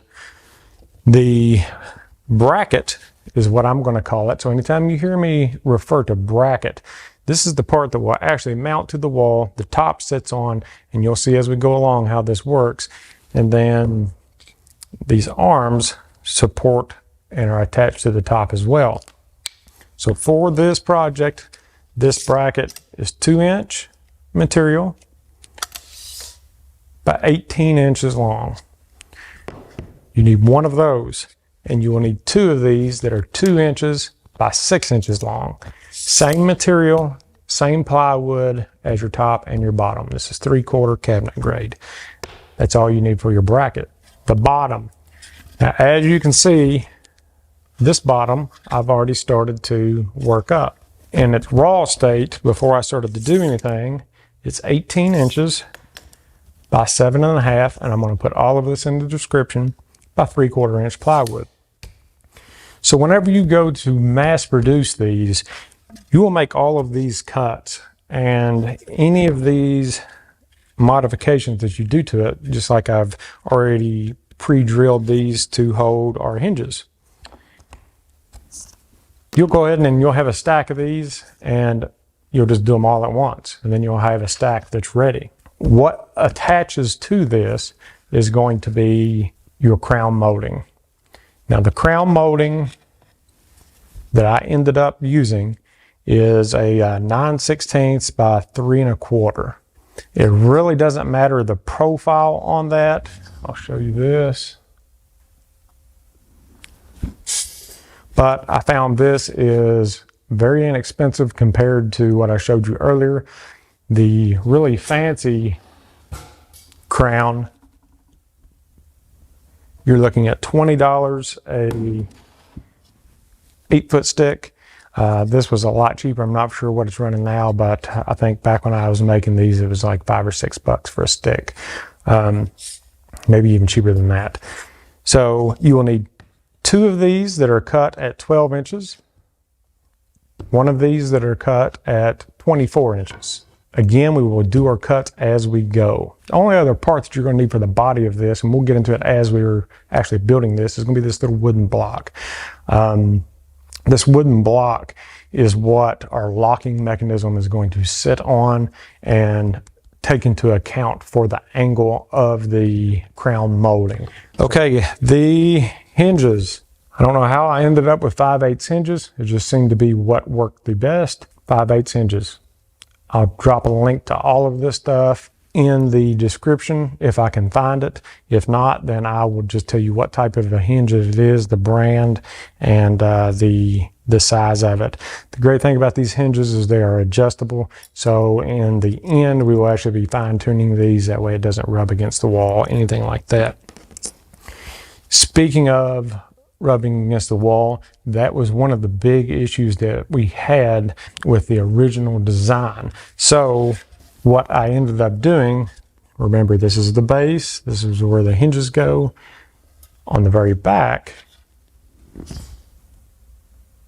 you can see that's all I've done. Ran this through a table saw at a 45-degree angle and left about 3/8. So I cut this pretty much in half. With the little bevel here on the edge, this sits against the wall. This is the part that raises. This will eliminate the issue of the back square part of it actually hitting the wall and making a mark. And as far as our pre-drilled holes for our hinges, I used a Craig cabinet hinge jig. Already has the Fastener bit, the correct size placed in here. You can use just a standard Fastener bit if you would like. So the spacing for these 2 hinges are going to be 4 inches to center from each side.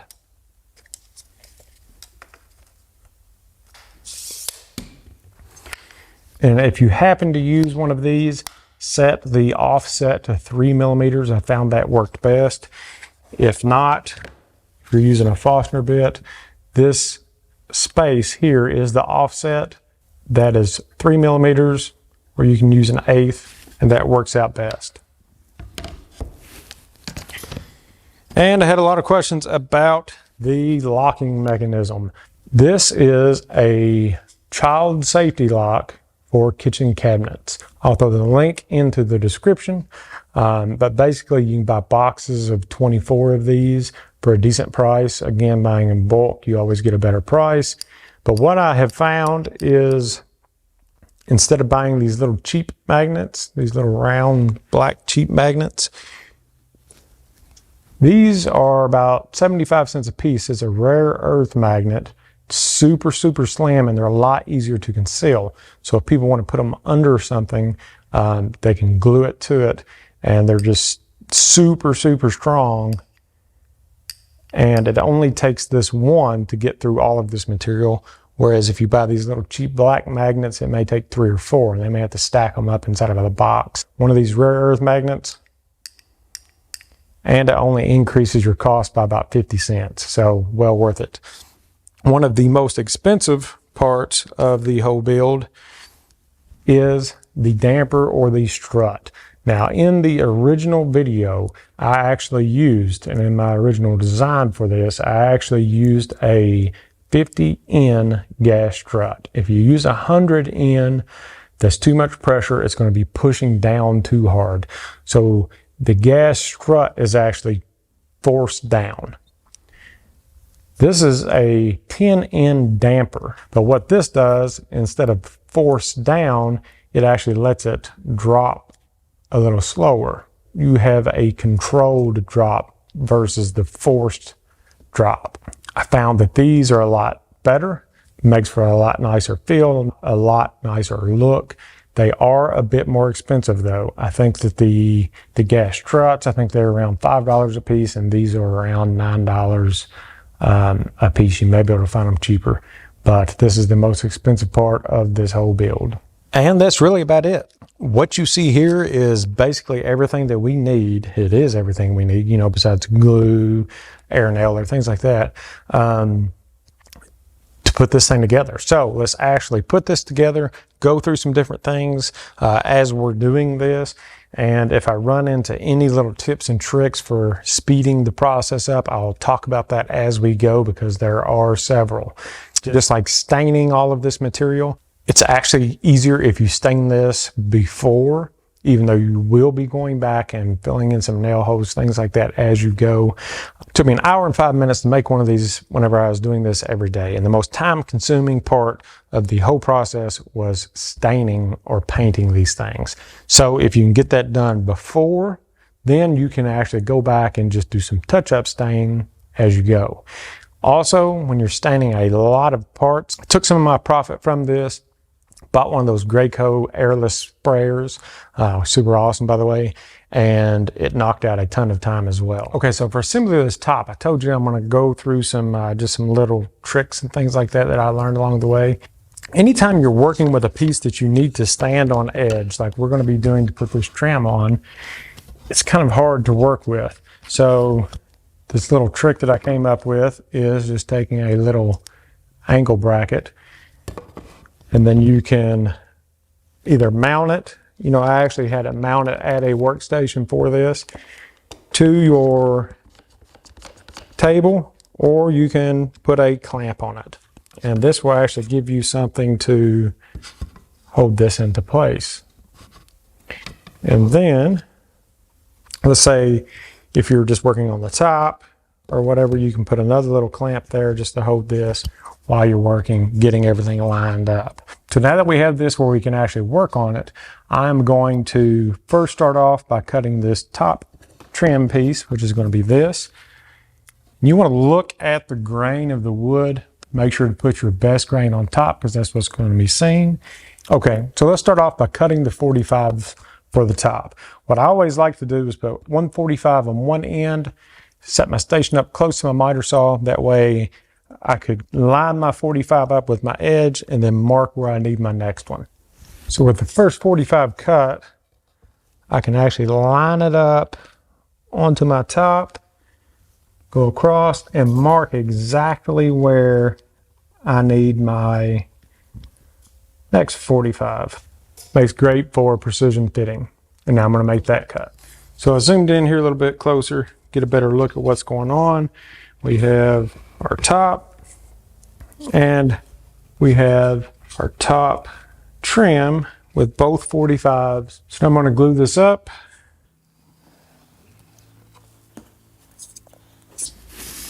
And we will make sure that our edges are lined up perfectly. And we'll start with one edge, and we'll put a 1-inch finish nail in, and then work our way down. Now that the top is attached, let's go ahead and put our 45s on our two side pieces. Okay, so with our top attached, now we can line up our sides. Now I like to line it all up and then mark exactly where I need to make my 90, just a flat cut. And again, station set up right behind you, so you can make that quickly. And just like we did for our front, and the tighter the joints that you can make, the less that you're going to have to do as far as filling in any voids or anything like that. And we will flip it over. Just lining it up.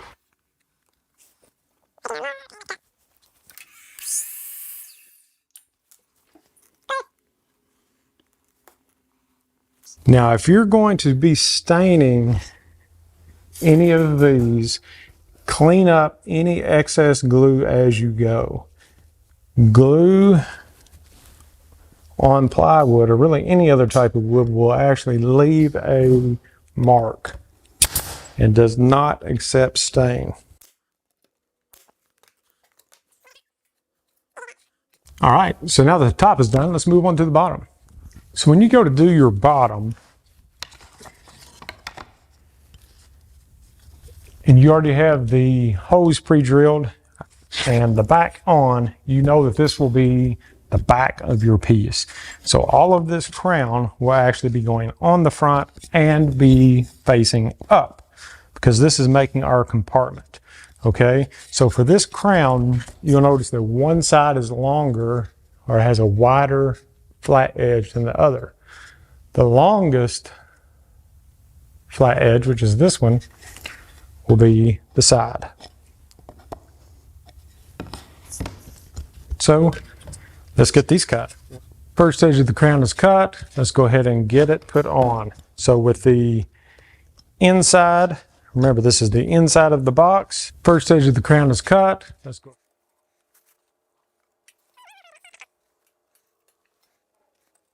And then get your measurement for your second corner. Both angles are cut.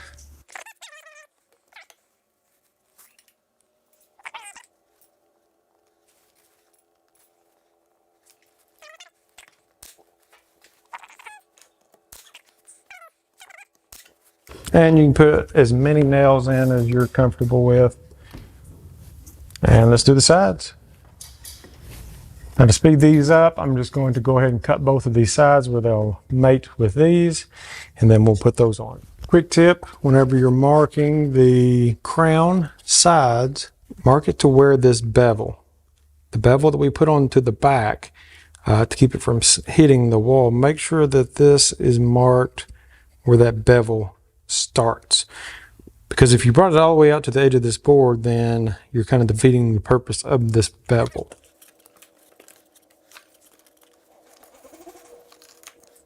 And now we'll attach the side pieces.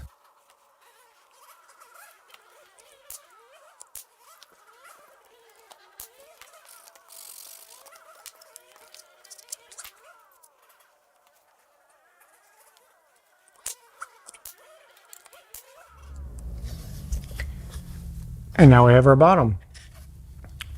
Now you can just sand the edges of this up. One of these blocks get into these corners pretty nice if everything didn't mate up exactly, but kiddos are on dirt bikes, so I can't film. You may need a couple kiddos. So now before we actually go to put these together, let's make sure that our bottom and our top fit. Looks like it fits great. Starting to come together. Now let's build this back brace. That's what I'm going to call it. That actually goes on the inside of this. But basically, it's all we're doing is putting this together. Now, if you've noticed in this back plate of the back brace, there is already 4 holes drilled. Whenever I was mass producing these, I actually made a jig that you could snap onto the board and show you exactly where you needed your holes. Jigs are awesome. Make a jig if you're planning on making more than one of these. These first 2 holes, the 2 holes at the top, those are going to be to mate with the arms. Okay, so we're going to put a couple screws through those. These next 2, they are 16 inches apart from each other, from one end to the other.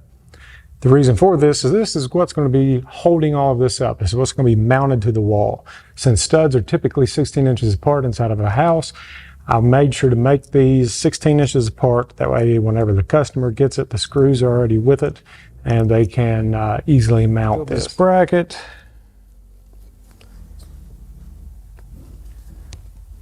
I'm going to put a little bit of glue. And then I'm actually going to nail it. Even though I'm going to put screws in there, this allows me to apply the screws a little easier whenever I go to force. So I'm just going to drop a nail in here. Just kind of help hold it into place. Same thing for the other side.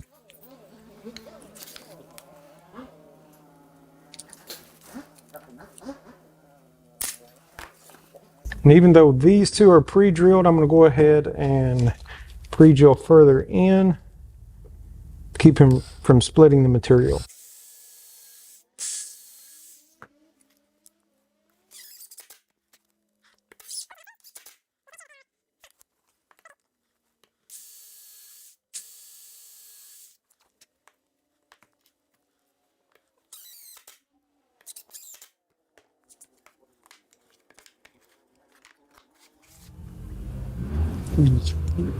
Kids, I swear, should go on. So this is the bracket that we just made. Once we see that it fits, we can go ahead and glue this up and nail it.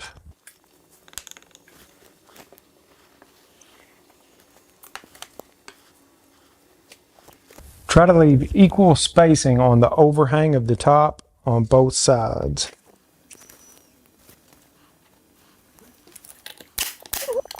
And the best way to apply the side nails to your arms, we know that they go 6 inches in plus this 3/4.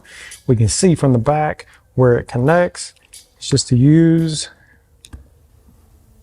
a square. And there we have it. Our bracket is now attached to our lid. This is what she's looking like so far. Getting there. Now you see the extra space, that's what we want. We don't want, because if we have to adjust this lid with the hinge, we don't want to have to, we have to pull it back. We don't want it to hit. So whenever I designed this particular one, I made sure that we had plenty of hangover on all edges for any type of adjustments that we had to do. Now we'll go ahead and screw our hinges into place. I use 3/4 inch screws and then just anything for a straight edge. And I'm going to align this bottom bracket where it's square with the edges of the base. And on these hinges, there's little teeth where it's actually designed for a cabinet edge to sit on. We're just going to align that with those and then drop in a couple more 3/4 screws.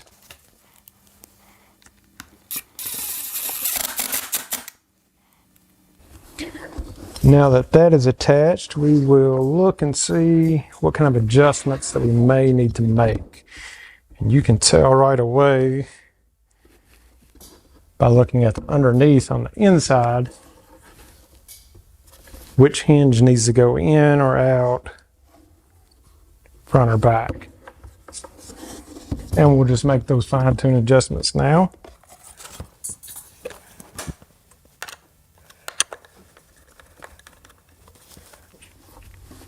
This is what we're looking at now.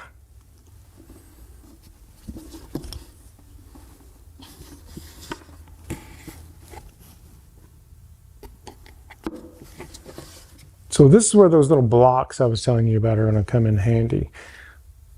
This is a 60-degree angle on a block that is, I think it's 3/4 of an inch. Yes, 3/4 of an inch wide. Okay. So the widest point is 3/4, 60-degree angle. And this is 3/4 inch material, and it is 2.5 inches wide. The reason why this is a little wider than our other stock was it has to be able to fit this locking mechanism. So we'll get that installed. The angle portion will be against the crown, and you want it to where it is flat in the center. I'm just going to hold this in. You could also use CA glue if you would like, just to kind of help hold that in. I like to put a couple of nails in this.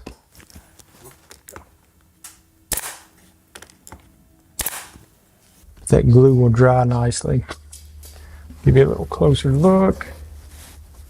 And that is what we're looking at. And again, this is just a bracket to hold a part of our locking mechanism. It has 3M stick tape on the bottom, and we can use that to start with, but we'll go ahead and put a couple of screws in that as well. So when you get these, the lip will kind of look like this. The lip goes down because that's what we want our latch to connect to. And we're going to put this edge where it is even with the top of this block. So this little piece is actually for lining up the two locking mechanisms. It slides down into your piece that's already there, and then it will lock this way. Remember, it is locked right now, and you can take off this sticker, set it in there, and we will actually shut our hinge, or shut the top. Press down. And we'll separate this. That part that fell off was the attachment. And now they are perfectly lined up. So now that's all we'll do is attach these two pieces. That way that they don't move.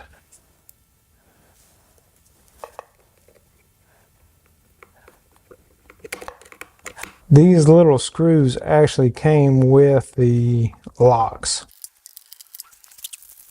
And I have pre-drilled these with a 1/16 bit. Okay, now if we would like, we can try out the locking mechanism. Just like any other magnet, there is a front and back for polarity. Flip it over, it will not work. So let's try it out. Let's see if she locks. That is a lock. So for the time being, I'm going to go ahead and just shut this. We know that the locking mechanism works. Now we need to install the gas damper. Installing these dampers or struts, whichever you decide to use, is a pain in the butt trying to do it, just on a work surface. So I actually built this. It's all it is scrap 2x4s, but it's something that I can mount this to, just like if it was on a wall. And I can also make sure that once I get it in place, everything is going to open and close as it should. That way that the customer doesn't get it. They mount it to their wall and the back digs into their wall. So let's get this mounted and put this damper on. So what I like to do with these dampers is actually bring them all the way out, and then you'll notice there's a little snap here that a screwdriver can fit under that will release this part, and the same thing on this end. So I'm going to mount the round part of this damper back here towards the edge, as close to the top as I can get it without this trim being in the way. Then the bottom part is actually going to be connected down onto our trim on the inside. So I'm going to go ahead and take this off and get that mounted. Okay, so this is where we're at now. Once you get your damper or your strut, whichever you decide to use, installed, now we can give it a try. So we're just going to unlock that so we'll actually lock. And she locks.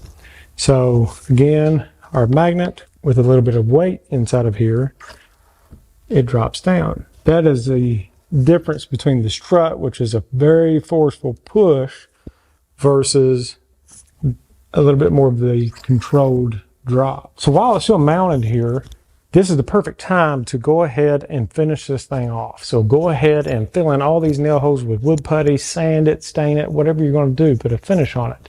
Let it dry sitting like this, where you can get up underneath of it, where you can reach it. Make all of your final adjustments from the back. Adjust your hinges in and out so that the back does not rub the wall whenever it drops. The only thing left to do for this is going to be to insert our foam. So the foam that we actually use for the inside of this is called Kaizen foam. Okay, it comes in a 2x4 sheet like this. This is the best way that I've found to get the most for your money, because you can actually just take this and slice it this way and have enough in one sheet for several different shelves. So again, tip for that is to heat your knife whenever you're making your cut. So this is one that I already had pre-cut to fit a couple of pistols and a couple of mags. If you'll notice with this piece, you can also create a jig for this. I had a jig made out of plywood that I would lay onto my foam, heat the knife, and make my cuts for this. You have to make a cut for your locking mechanism. You need to make this 60-degree angle here to match up to your trim. And this piece could actually, I just took this out of another one, and it could actually stand to be a little wider. You want it the same width as the inside of your two arms. Also, you need to make sure that it's not so deep that it catches in underneath of these hinges. These hinges need to close. And you can see I've actually heated a knife and taken a little divot out of each end here. And it will need to be centered so this locking mechanism can drop into the center of that. And then it locks. We move our magnet over the lock, and you get this slow drop down. So that's about it, guys. So I hope that this video is a little bit better than the last one. Again, these things are really not hard at all to make. It just takes a little bit of time, and then once you get that down, like I said, I had this down to about 1 hour and 5 minutes, so that was, that was building them pretty fast. So just depending on what type of stain, what type of finish that you choose to use, and I actually sold a lot of these just as they are. Let the customer put their own stain on. Of course, the nail holes will be filled in, things like that, but let the customer put their own stain on. Let the customer paint it, decorate it however that they would like. So let's take a look at that notebook I was telling you about. So the notebook, everyone needs to have a notebook with all of these scribbles and drawings and all of that on there. Almost everything that I do is on graphing paper. But this is more than just the design, because you already have the design. This is going to be everything from the entire cost of this, including waste factor. How much did this thing cost total to make? It has my time. I actually timed myself with each different section. How long did it took with sanding? Like cutting crown with sanding took 9 minutes. The lock installation took 5 minutes. Stain, 20 minutes. 20 minutes was my bottleneck whenever I was first starting out. So like I said, I bought that Graco sprayer. Doing things like this allows you to find your bottleneck. What's causing things to slow down? Time is money whenever you're mass producing items. It also includes different places to sell, like Etsy, what their fees are, the transaction fee, the payment fee, the processing fee. So at $250 on Etsy, this thing is going to cost $20.45 just in Etsy fees. Take into account everything, because those things are coming from your profit margin. Also, the has packaging. I bought some boxes from Uline, and I found them cheaper on Amazon. The size of the box, we discussed that earlier. That all goes into your free shipping. Or even better yet, sell local, hand deliver. But write down everything that you find out onto this piece of paper, okay? That way you can look back, reflect on it. Even like me, it's been over a year since I've made one of these, but I know everything about it because I kept this notebook. I have the foam, how much it costs. Now again, these are prices from a year ago, so they're going to be different. A 24x48 sheet of this Kaizen foam from Fast Cap was $13.19. If I purchased it in bulk, it was even cheaper. My competition, what was the competition selling for at the time? Could I compete with them? Yes, I could. And then what it would cost me to build 10 units, to build 8 units, to build 16 units, to build 24 units, and to build 32 units. I actually have everything down, how many sticks of crown, how many sheets of plywood, so you can actually come up with the most for your money. So you buy one sheet of plywood, how many units can I make with that one sheet? Counting my tops, my bottoms, you know, the brackets, things like that. Get all the way down to the screws. All right. Do not leave anything on the table. Oftentimes you do this step before you even start to build, because if you can't make a profit, don't waste your time on building. Again, when you first do this project, it is going to take you longer than an hour and 5 minutes to build one. I've been building them for a long time. The first one of anything that you build will take the longest. After that, if you keep good notes, everything goes quicker. So, hope you enjoyed this video. I hope it helps. I hope it's a little bit better than the last one. Go out, guys. Make these. Make them. Sell them. Good luck with it. Change up the trim if you want. Just remember, anytime you change the crown molding width or the spring angle, it also changes the size of the top that you need. So just keep that in mind, but get creative with this. Go out, sell it, make some money. Till next time, guys, go out there and make that money and enjoy it. Have fun doing this, all right? So, see ya. What is up, and welcome back, guys. So in today's video, I'm going to be teaching you how to build this farmhouse concealment end table. Well, what did you expect? After the concealment coffee table build, I had tons of requests for side tables that match. So this is what I came up with. And I'll be taking you step by step through this build, all the way down to the painting and distressing techniques. So the whole point of concealment furniture is to be able to hide anything that you would like in plain sight. It does not mean that it has to be firearms. It can be anything from money, passports, or even candy. So I always design my concealment builds as aesthetically pleasing, useful furniture. I just like to throw in a little surprise. So let's get started with this build. And as always, we're going to start with cutting our parts. And our parts will consist of just common construction grade material. So 2x4s, 2x6s. I will throw a cut list into the description. And as always, if you are a plans in the hand type of person, I will drop those into my Etsy shop. The link will be in the description. And like I mentioned, I'm just using common construction grade material. That way everyone has access to it. But you can use any material that you would like for this build and build it in any style. The reason why I chose this X-frame farmhouse is because it matched our other concealment table. And if you like these types of builds, I think that this is actually my 5th concealment build that I've done. So you can check out the others. So after our parts are cut, we are going to start the assembly of our 2 sides. And the sides are going to be parts A, B, and C. And the first thing that we're going to do is we're going to put pocket holes in the ends of the rails, which are parts B and C. I'm using Craig's Foreman here, but you can do this with any pocket hole jig. And since our second side is identical, we'll go ahead and prepare all of your parts. So with our parts cut and prepped, let's go ahead and start putting this together. And we're going to start by attaching our bottom end rail B to the leg A. And I'm going to attach the rail 2.5 inches up the leg. Okay, I'm going to pause it here just to show you my first mistake. Those pocket holes should be facing down because we want to hide them. I'll realize this in a minute, but just letting you know that no matter your skill level, you will have these happy little accidents in every build. And now we're going to attach our end top rail part C. Oops. And if you notice, I'm turning this to its side. So this will actually be part of the apron for the table.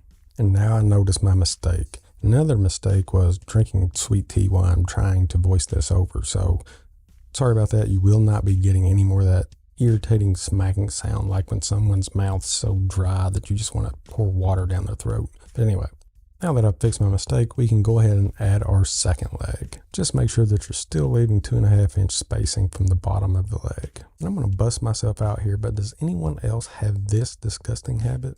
Maybe it's some form of pica. You know how like pregnant women crave dirt. Maybe I crave the taste of wood or metal. I don't know. And just a couple more screws and we are, well, yeah, this is what I deal with. But you learn from your mistakes and you do it again apparently.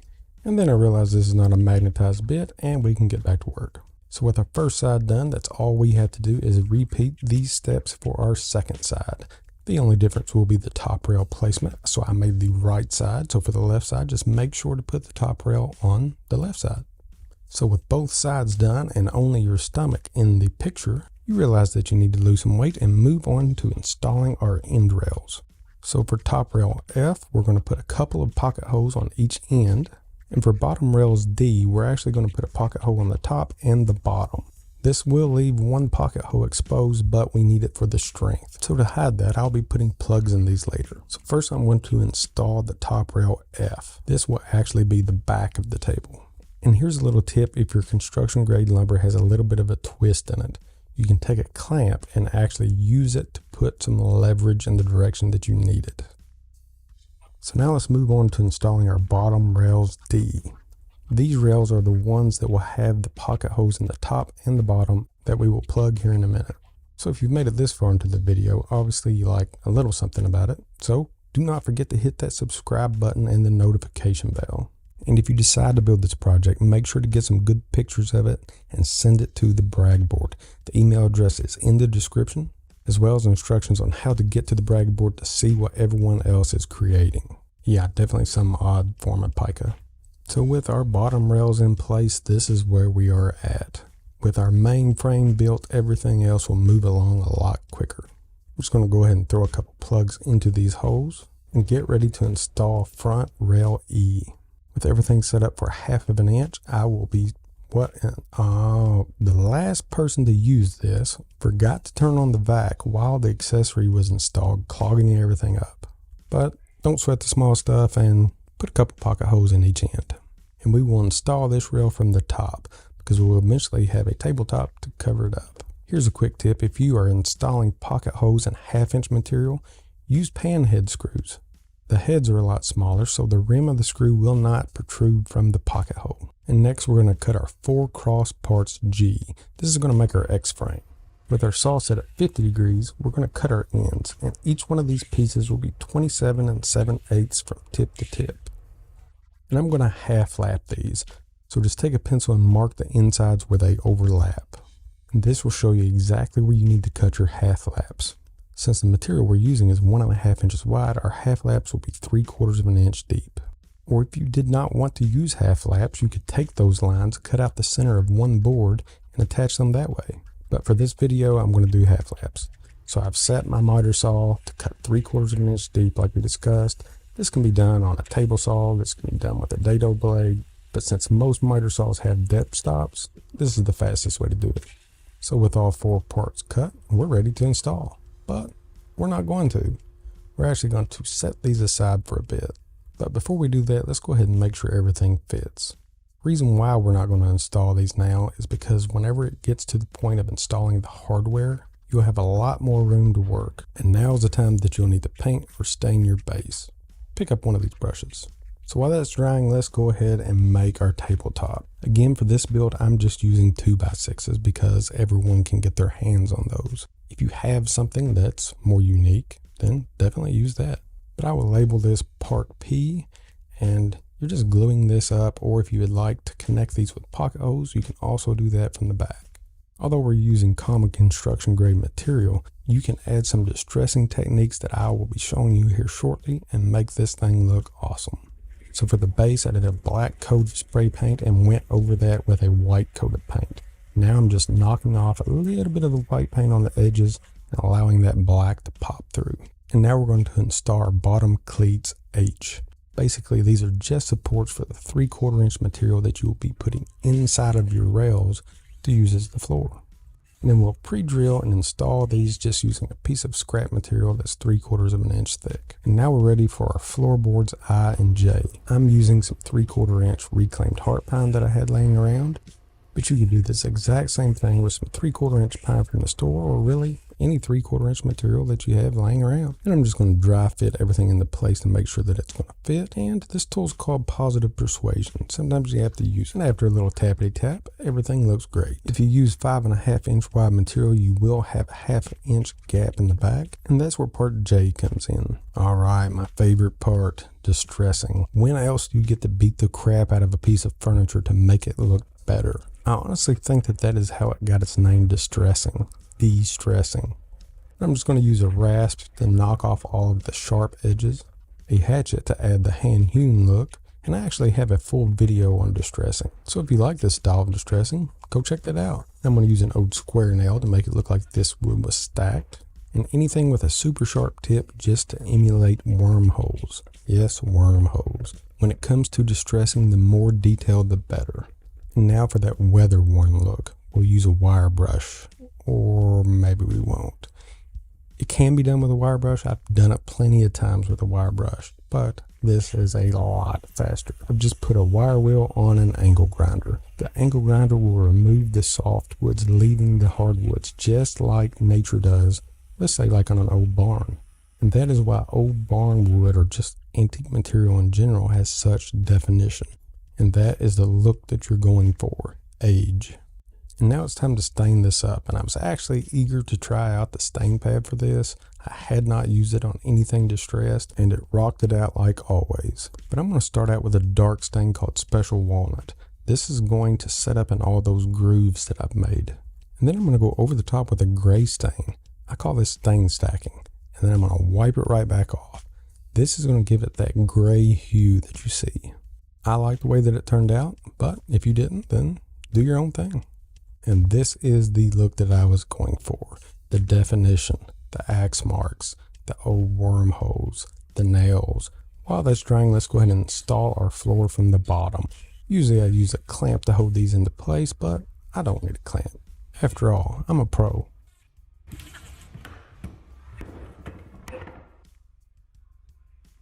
And now to install slide mounts K. I've just pre-drilled holes straight up. That way whenever we go to install our top, we can just screw straight into the top from the underneath. These mounts will sit flush with the top and be installed on both sides.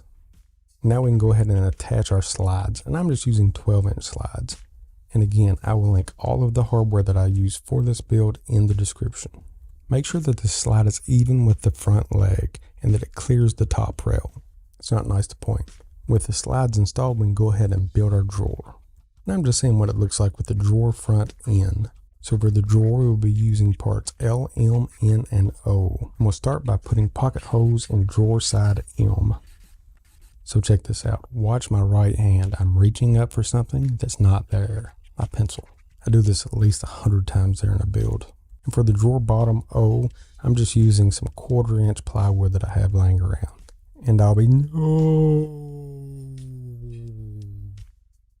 using panhead screws again for this. Just a reminder, never walk barefoot around my shop. And now we'll assemble parts M and N to make our box. And you can cut the drawer bottom slots into these sides if you would like, but I'm just going to glue and nail them to the bottom. Speaking of, let's go ahead and get that bottom installed. And maybe if I move it a little this way, a little that, yeah, maybe if I try this, well, nah. Okay, so I measured wrong. So after measuring once and cutting twice, now we can install the bottom. Just using some glue, and like I said, just some brad nails. Then we'll install drawer front in, leaving a 1/2 inch overhang on each side. And with the drawer complete, we can go ahead and install it onto our slides. And after making any adjustments that you need so that it slides smoothly, we can go ahead and attach our top. And we're going to do this by laying our top upside down on our work surface, making sure everything is square. And then I'll attach the top using screws through the holes that we pre-drilled earlier. Now, if you're not going to be using the tools to make this open automatically, you can put your X-frames on. But I will be using gas struts for this, and I couldn't find one that was long enough that would fit. So I actually made my own using 2 struts and a coupler. I'll put a link into the description for this as well. Lock Connection actually put together these 2 struts and this coupler in one listing. For this build, I use an RFID lock, but you can actually get the Bluetooth version of this exact same lock. Now we're going to have to make a small lock mount for the back of this drawer. Using 1/4-inch plywood, I'm going to make a 2 by 6 inch piece and a 1.5 inch by 6 inch piece. And then I'm going to glue those together, aligning one edge. This is going to give me a 1/2 inch overhang. That little bit of CA glue that I used will allow me to go ahead and install this now. The 1/2 inch overhang that we left will sit perfectly on the back of the drawer. Just center it up, pre-drill, and we're going to use some small 1/4-inch screws. And this is how it should look. So you have your overhang with your thickest part on the back. This will allow our lock pin to match up perfectly with our lock. So let's go ahead and install the lock. So put the drawer back in and cut a 5-inch by 5-inch piece of 1/4-inch plywood that we will use as a lock plate. So the lock itself will actually sit down onto this. So with the drawer closed and the lock pin in the lock, let's go ahead and trace all of this out. Now we know exactly where we need to install this lock plate. Once the lock plate is in, we will fasten down our lock with the hardware provided. And the two little dots that's on the drawer plate is where the lock pin lines up and will attach. We'll pre-drill those and also install the lock pin with the provided screws. Well, looky there. Butterfingers got his groove back. So while I'm installing this, just as a reminder, do not forget to check out our Patreon community. It is growing like crazy. We have over 100 members now. So thank you guys, you rock. So now that our lock is installed, we'll give it a little test. If everything looks good, and it does, we'll move on to installing our struts. But before we do that, let's go ahead and install our strut bracket Q. Really, the only purpose of this board is to hold the little round strut bracket into place and also bring it up closer to the level of the bottom of the drawer.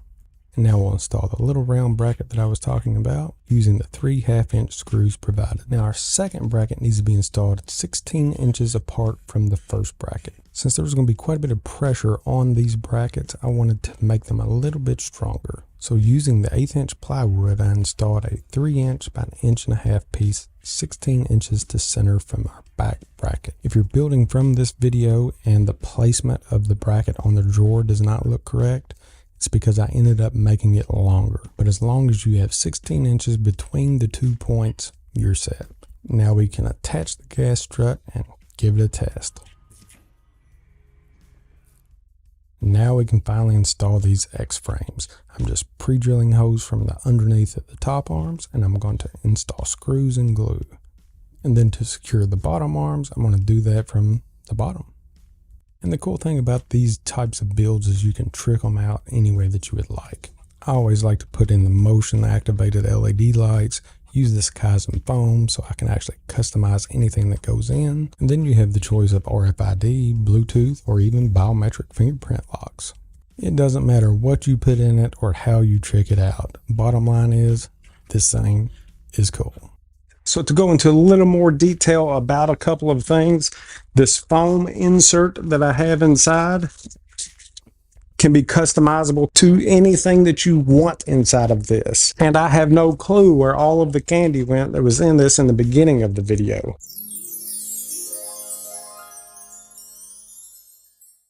Alright guys, so I hope that you enjoyed that video. Whether you decide to make this a hidden compartment, whether you decide to make it just an end table, it is a cool build that will sell.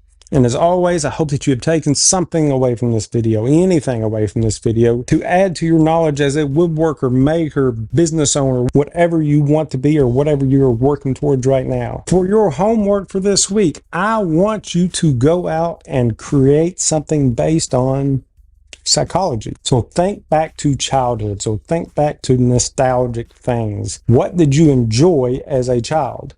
Try to recreate that into something that you would enjoy as an adult. So that's a deep one. So until next time, guys, get these brain cells fired up. You've got this. It's in there. Just unlock it and get creative. So yeah. So now I'm just going to briefly document. There's another word. Document. Put that one in the dictionary too. Right beside snoffing. Guys, let's get those brain cells fired up and get psychological. Get psychological.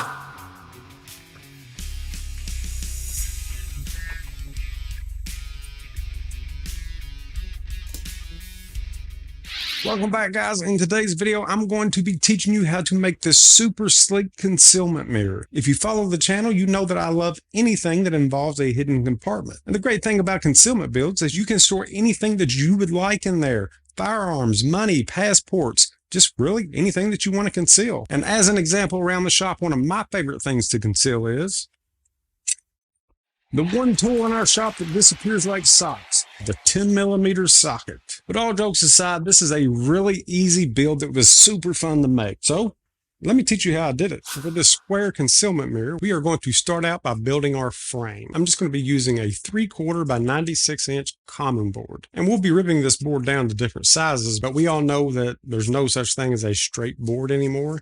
So to help take care of any type of twist or bow or anything like that I may have in this material, I'm going to go ahead and cut this down to 4 equal parts. That way it's more manageable and it'll help reduce any of those imperfections. Set over to the monitor. As always in this video, I'll be teaching you step by step on how to make this entire build, but if you're plans in the hand type of person, head over to my Etsy shop. I'll throw a link in the description. So with the miter saw, I'm cutting my board down to 4 boards that are a little bit less than 24 inches. And even with this, that's going to be longer lengths than we're actually going to need. But I decided to leave a little extra length on each one just in case I mess up and have to recut something later. And as always, before I get started, I'm going to throw on my RZ mask. If you are interested in one of these awesome new RZ M3s, make sure to check out the link in the description and use that discount code. We're going to cut 3 different strips out of each one of these boards. The first strip is going to be 2 1/4 inch wide. The second strip is going to be 1 3/4 inch. And for the third one, we'll use what's left to make a 1/4 inch thick by 1 inch wide strip. Anytime you're making thin cuts against your fence, make sure that you follow through with your push stick to prevent kickback, or you could always take a larger piece of wood and cut your thin strips off of the outside. And for that last cut, that is 1/4 inch by 1 inch. So all that I'm doing is cutting what's left down to 1 inch. I'll turn my part onto its side. I'll set my saw for 1/4 inch and make my cut. Alright, so now that we have our strips cut, let's go ahead and add a profile to our trim. Typically things like this would be done on a shaper, but you can also do it on a table saw. So to start with, on one of my 2 1/4 inch boards, I'm going to measure in 3/8 of an inch from this side. And I'll be using this as a guide to set my fence once I get my blade angled. And speaking of that, I'll go ahead and raise my blade up to about 1 3/4 inch and then set it at a 14-degree angle. Now with the blade set, I can use the fence to align my blade with the 3/8 inch mark. Once we have that set, let's go ahead and lock everything down and start making our profile.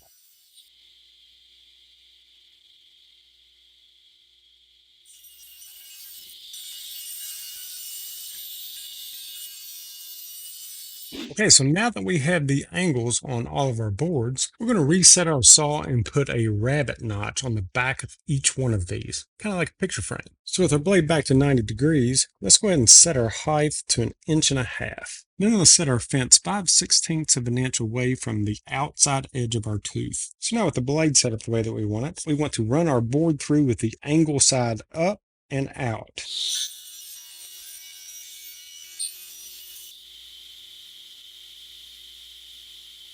So at this point, this is what they should be looking like. Now we have one final step for this piece of trim, and that's going to be removing this part of the material, which will make our rabbet. So let's go ahead and lower our blade down to 1/4 inch in height, and then we'll set the fence to where the outside edge of the blade will meet up with the outside edge of the first cut that we have made, removing the material on the inside. In a lot of cases, the blade thickness is right around 3/16 of an inch, but just to be on the safe side, I like to line things up by eye.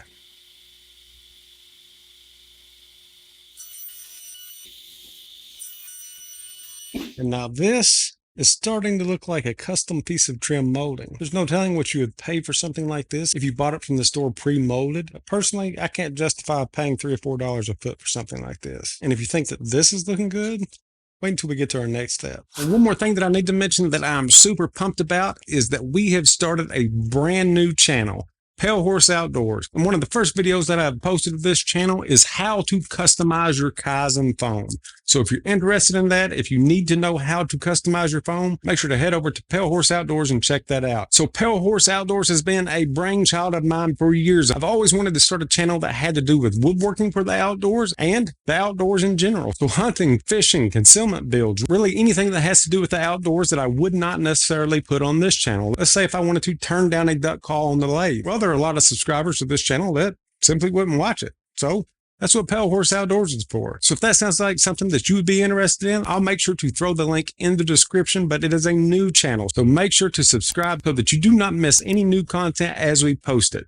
Let's get back to the video. All right, so at this point, our 2 1/4 inch material should now look like this.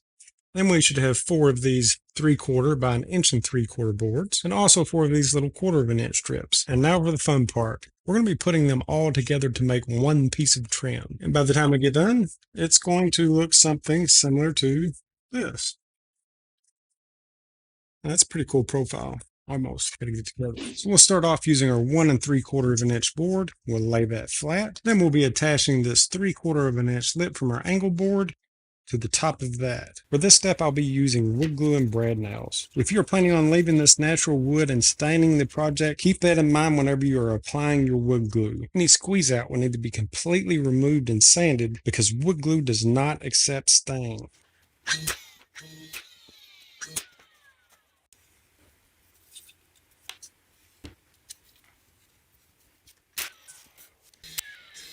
I'm just using 1-inch brad nails, and you don't have to put that many in. The main purpose for now is to hold this material into place while the glue dries. Once that glue dries, the wood's not going anywhere. And the last step, and probably the most important as far as getting this perfect, is attaching our 1/4-inch material. And the purpose of this material is going to be to create a second rabbet here. And this is where the mirror will actually sit, and the rest of this inset will be used as backing support. Let me show you what I mean. So for this step, I'm going to be doing it upside down to make sure that I get a 1/2 inch inset all the way down the board. And if this part is not identical on all the boards, then it will not match up whenever you cut your 45s and assemble the frame. I like to get my first nail in, and by the way, I'm using 1/2 inch nails now, and then measure down the board as I go, making sure that my spacing remains the same.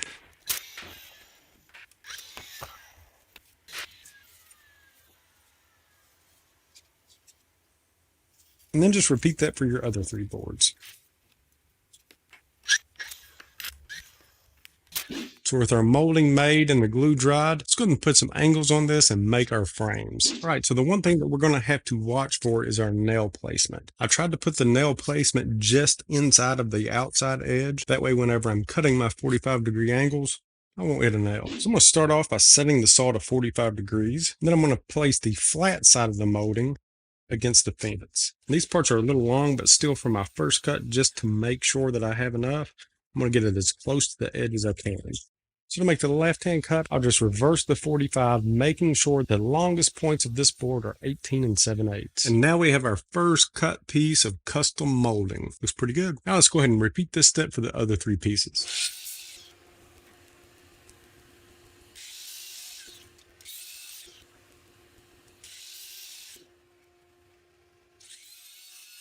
With all of our parts cut, we just need to glue these up and nail them together. To help with holding these corners up while I do that, just cut some 2-inch blocks out of scrap wood. I'll just slide it right underneath that edge, and it'll hold it in place. So now I can work with it without it trying to move all over the place. So to start with, I'm just going to make sure that I have glue on all of my corners. Once I have that, I'm just going to set this up on my block just to help me to keep it square. I'm going to line up this 1-inch top trim. Now, as far as installing the nails, I'm just going to be putting it through this thicker material. I'm afraid that if I tried to install the nails on the top of this molding at an angle, that the nail would just bust through, and we don't want blowout at this point. So again, right now, I'm just putting a few nails in each one of these corners. Yes, the top can move just a bit, but again, once that glue dries, we'll be fine. Plus, in an upcoming step on the inside, we're going to be tying all this together anyway. Now, you can throw a strap clamp around this if you'd like, or a couple of bar clamps, but we'll let this dry. And while this is drying, I'll be adding stainable wood filler to any of my nail holes. We'll be sanding all of this stuff off here in a bit. So now that our glue's dry, we just need to sand this thing up. While I'm doing this, I'm just going to remind you to check out our Patreon community and our Discord channel. Both are still growing like crazy, and if you're interested in learning a little bit more about it, I'll throw a link in the description. Now that we have everything sanded, it would be time for you to add your stain or paint. All of the wooden parts that you see now will be the only parts that will be seen once we're done. All right, so while that is drying, we will move on to our mirror. And for this part, you're going to need some gloves. So you don't see me wear gloves much on this channel, because typically I do not like to wear gloves around anything with moving parts. I guess it's just something about growing up in a sawmill. But I went to my glove drawer and found this. These are all the gloves that I have. Left hand, left hand, left hand, left hand, left hand, and one right-handed glove.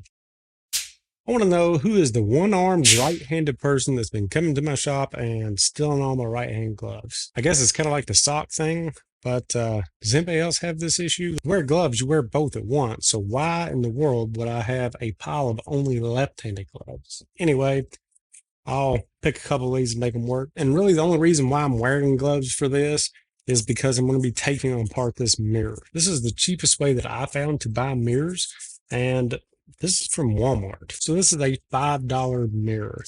The size of it, I mean, it's just very cheaply made, but it's a mirror. It says that it is a 16 by 16, but that's counting the outsides here. By the time we're done with this, it's only 14 1/4 by 14 1/4. Behind this paper, the mirror is hot glued to this trim, So you can either heat it up with a heat gun once all this paper is gone, or you can just break apart the trim and peel off the hot glue. More than one way to skin a cat, not literally. So any PETA people out there, I'm not skinning cats. But I will hang on to this little sawtooth hanger here. Even though it's a cheap mirror, that thing will come in handy for something. Maybe Walmart hid something valuable behind this. Nope. It's a piece of tape. But you can see what I'm talking about now with the hot glue. See how it's just a little bead there and bead here, bead there. Now again, this is glass. It will cut you if it breaks. So be very careful with it. Okay, so I don't have the patience to peel off all that glue. If you decide to use this method, try not to. Try to just take the glue off, be patient. But you can grab a hold of the very outside of this trim and pull it back. This trim is just molded foam. Just make sure whatever you do not get a hold of the mirror with these things. That's it. And I just grabbed these two outside pieces, pulled out. There we go. Except for this one little piece to get off. So instead of going to a glass shop or wherever you go to get glass cut, guarantee you they're not going to cut this for you for $5. So anyway, now we have our insert.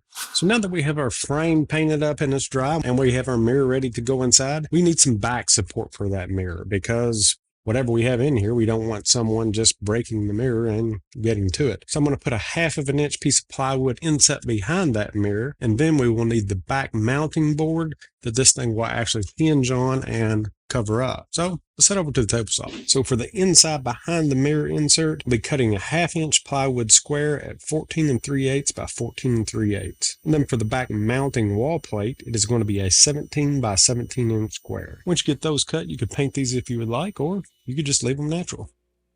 So now that we have those cut, I went ahead and painted mine.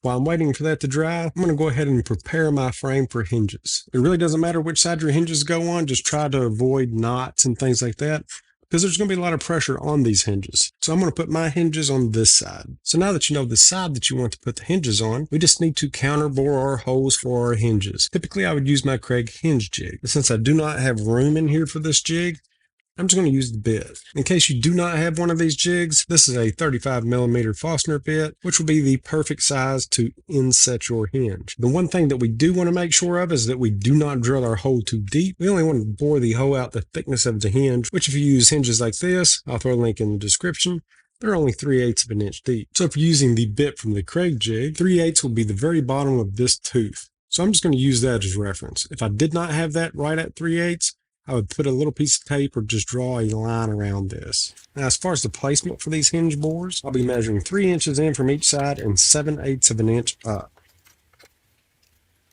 And once you have those marked, you can use a screw or whatever you would like, but go ahead and make a pre-drilled divot. And what this is going to do is keep that bit from walking whenever it first starts.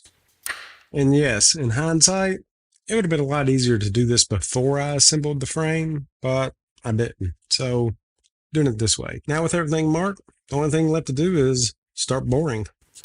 It's best to do tasks like this slower and check multiple times because it's a lot easier taking extra wood off than putting it back on. And then we'll just repeat this process for our second side. So now we have our counter bores for our hinges, and you can tell this one, I just had to add a little paint to it. See how it's all chewed up? Hit a pin knot with that bit and it pulled it out of my pre-sink hole that I put there and chewed up the edges. So I stopped there, remeasured, and made a new one. You could easily fill these edges in with wood filler, repaint this section if you would like, but there's going to be a hinge that goes over this, so I'm not too worried about it. Okay, so now that our frame is ready for our hinges, let's go ahead and install the hinges into the frame while we are here. And before you put your second screw in, just make sure that your hinge is square.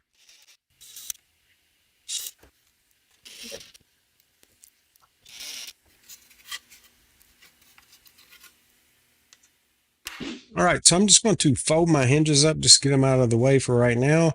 It's time to install our mirror. Keep in mind, this is glass, so it's sharp. Be careful with it, wear gloves, but just carefully drop it right in, and it should fit just like that.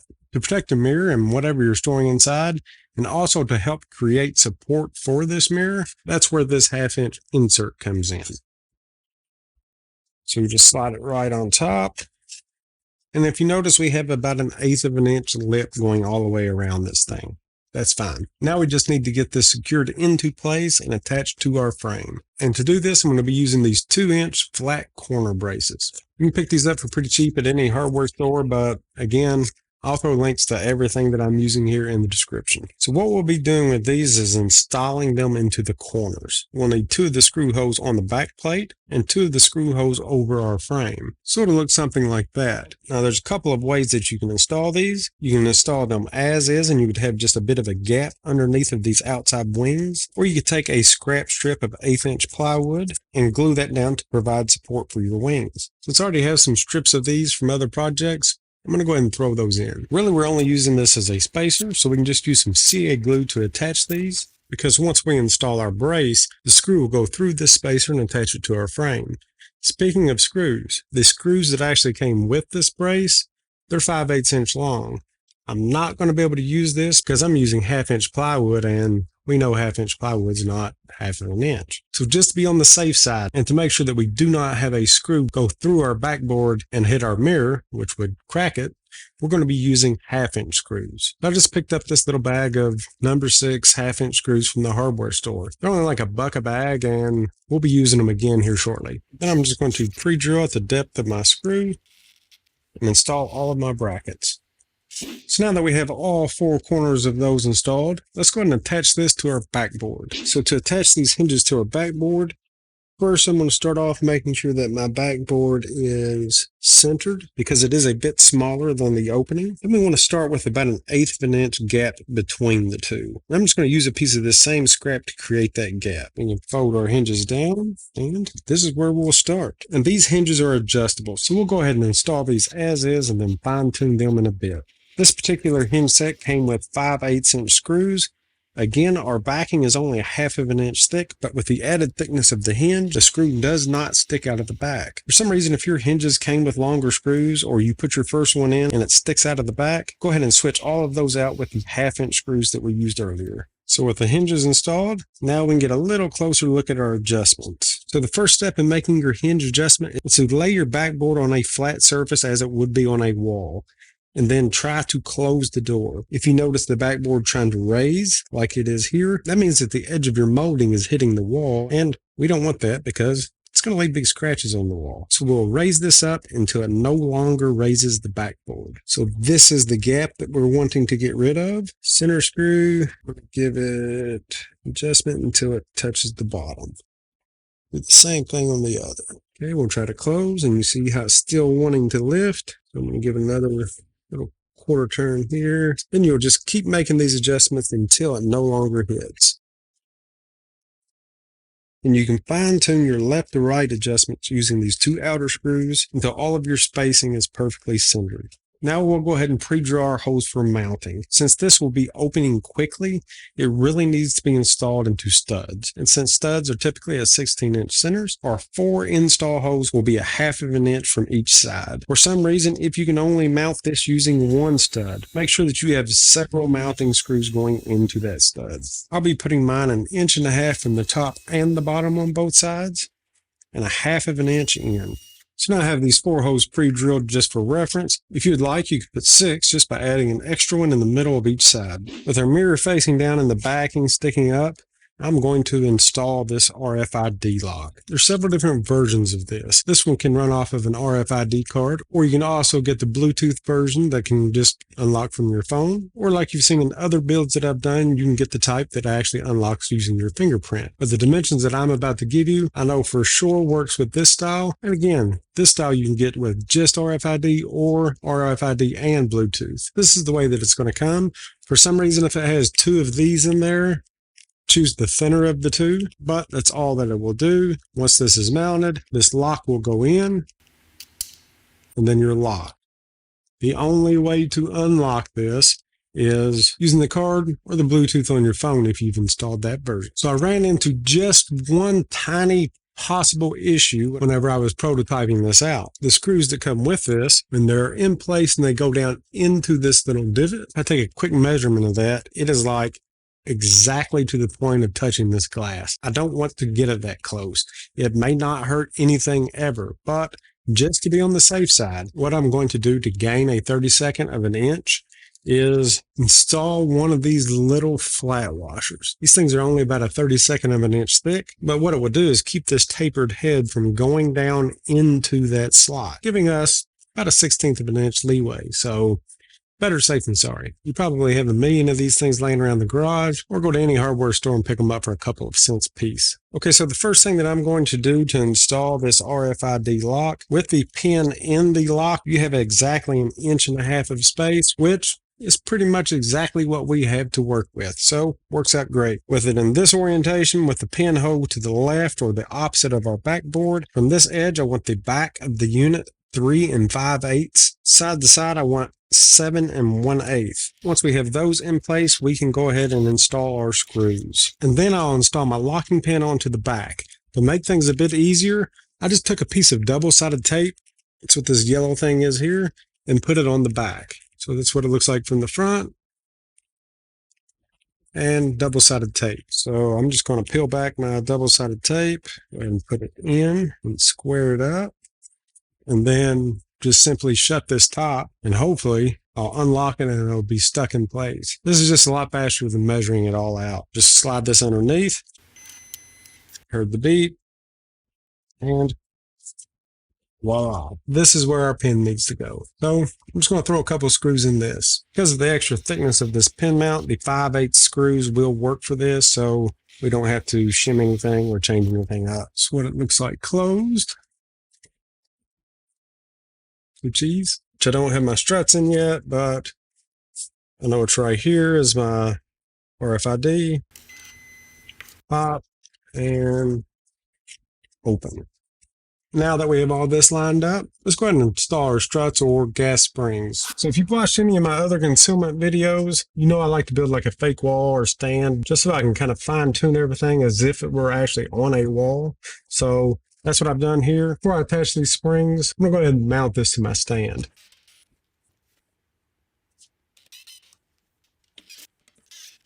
Okay, so with it on its stand, I can check the back for square. I can make sure that it's going to open smoothly. Everything is looking great. So now let's put these springs on. Okay, so for this build, I'm going to be using 2 gas struts for this. These are 60N struts, and they're going to come in a kit kind of like this. You'll have a couple of these rotating pieces here, and you'll have a couple of these round stationary pieces.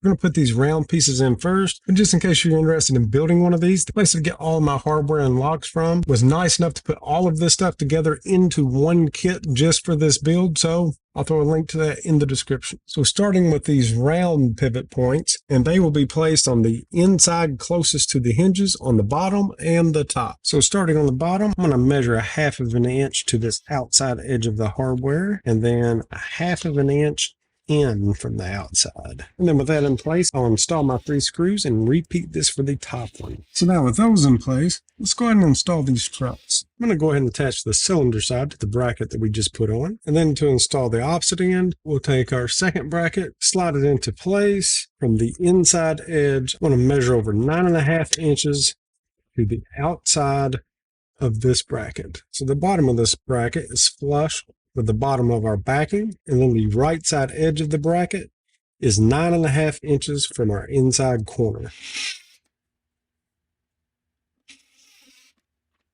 And then once we have that one installed, we'll just repeat this for the top. All right, so with all of your parts in place and everything working as it should, now you can fine tune everything.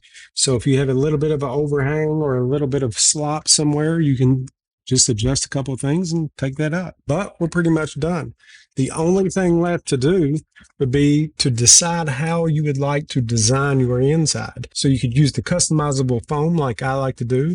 If you're going to use that, there's a couple of different ways that you can attach it. You could attach it using some spray adhesive, or you could actually attach it using some screws with some larger washers on it. Another option would be like this if you're storing something metal, and you could integrate this into your foam. The foam that I like to use and that will come with this kit is a customizable foam. And you can see where I've just taken the foam, I've notched out where the locking mechanism goes. That's so whenever I close this, I know where my foam will go on my backdrop and not have to worry about this little box interfering with anything. So there's just going to be one last thing that I'm going to do to this, and that's going to be to install this emergency power outlet just in case all of your batteries go dead inside of your box. Now these RFID locks, they actually give you warning beeps when you're like 50 openings away from running out of battery, so don't ignore those beeps. But let's say that you do, battery goes bad, whatever. If you install one of these, and I'm just going to put it in the bottom, and one of these will also be in the kit, you can just hook up your standard power supply and actually open the box. Okay, so for this power supply, I know I kept pointing to the bottom earlier,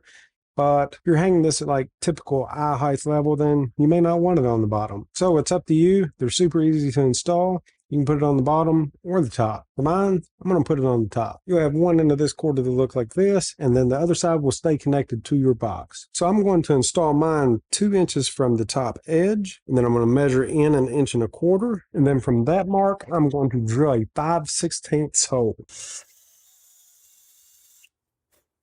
And this will slide through that hole. You'll install the 4 screws that come with it. Then I would just take this cord and run it around the edge. And this is what it looks like from the top. Again, not noticeable at all. If you wanted to add a little bit of gray touch-up paint to the top, you could do that. Again, it really just depends on where you will be hanging this, whether it will be high on a wall or whether it will be lower. But where you install it's up to you. The way that we have designed this mirror, it is not very thick. It is not noticeable at all as being a piece of concealment furniture. But it is. Well, I hope that you have enjoyed this build as much as I did figuring out how to do it. But ever since I was a little kid, I've always been intrigued by anything with a hidden compartment, so why not a mirror? And another option that you could do with this is you could easily put shelves in this. You could only make them about 1.5 inches thick, but it would be plenty if you had like a little lip on it or notches where you could store passports or money or whatever you would like. But any type of a build with a hidden compartment, count me in. Okay, we are going to be talking about how to build the stealth shelf, or my version of that.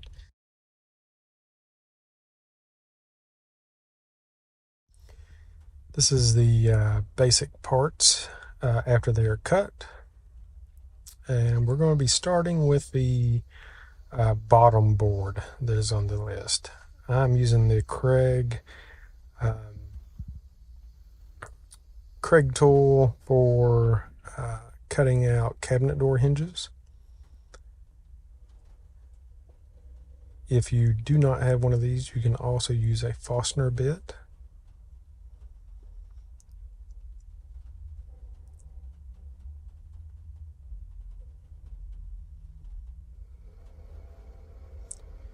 This is the part that we're calling the backboard. Just pre-drilling holes here to keep them from busting. Now what we're going to do is take all of our crown molding and we're going to put an angle on to start with.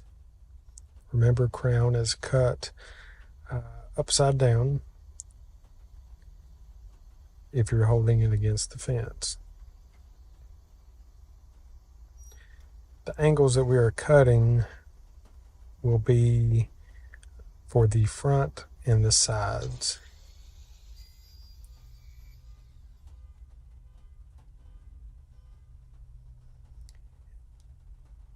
Now just take 2 of the angles that you've cut. One is on the front board and one is on the right hand side in this picture, and line them up with the bottom board. We're now marking our edge as to where to put our next angle. We will go ahead and put that 45 on the uncut side of the front board.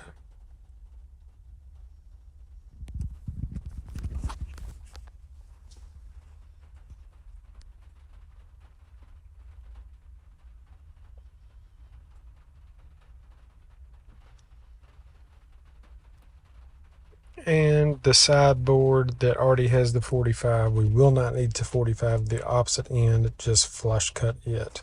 That is the side that will be going against the wall. And we will do that for both pieces.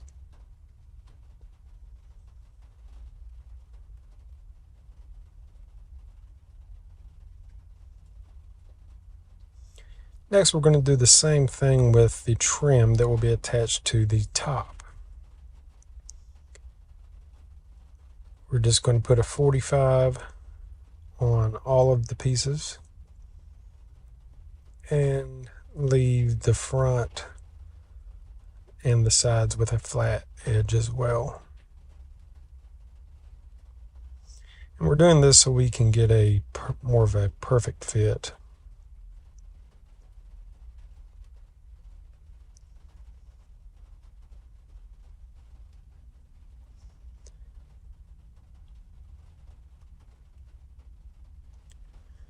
Okay, so we're going to line up two of our cut edges. That way we can find the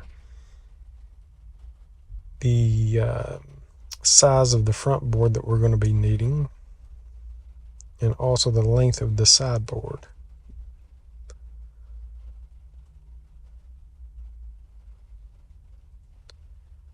Okay, so once that is cut, we will also find the length of our other side board. We'll mark that, cut it, so everything fits perfectly.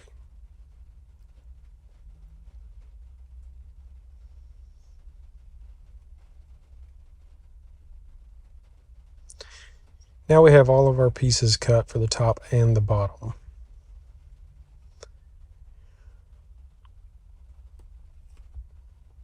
Okay, we're going to assemble our top board. We're going to run a bead of glue down and find the angle that fits perfectly to the edges.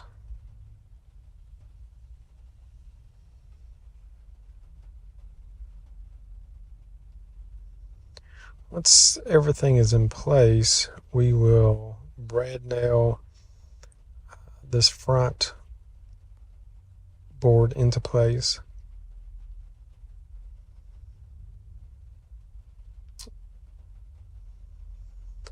Then once it's in place, we will do the same thing for the sides. Again, this is going to be the top of our shelf.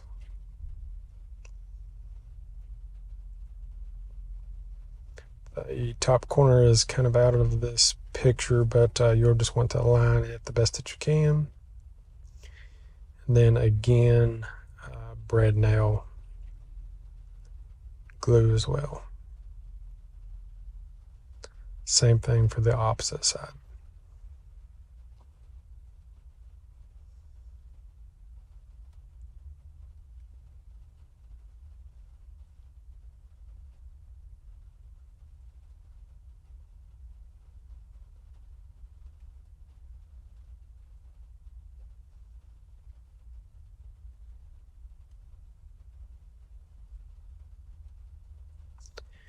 Do remember, if you have any wood glue that comes out on your project, wipe that up if you're planning to stain, as wood glue does not accept the stain. What I'm doing here is just cleaning up the edges with a sanding block. Now we're going to assemble the bottom. Just make sure that your pre-drilled hinge holes are at the bottom of this board on the inside.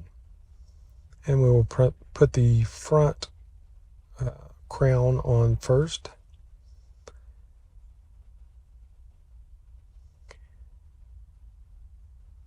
Again, we are using wood glue and brad nails.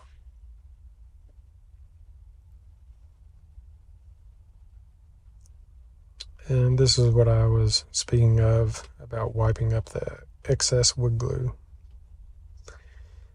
Then we will do the same for the sides. Make sure to put a little glue on the mating crown as well.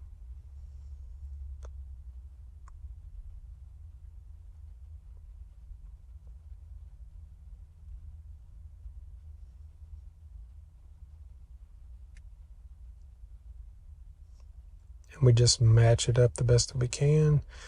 Put our brad nails in.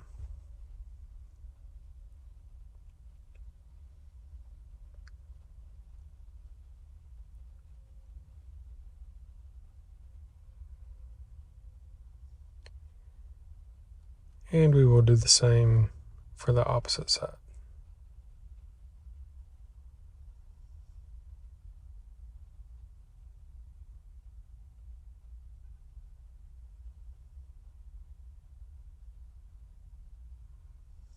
Try to get it into the picture a little better here.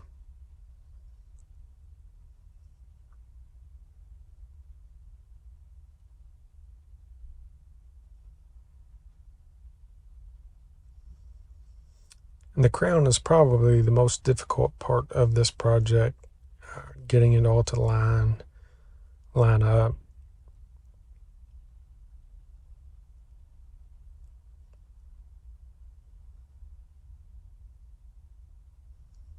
And just wiping up some excess wood glue.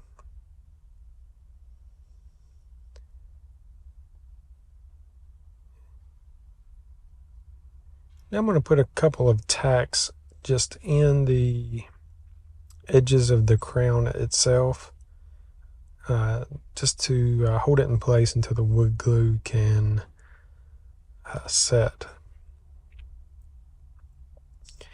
And again, we're going to clean up the edges with the sanding block.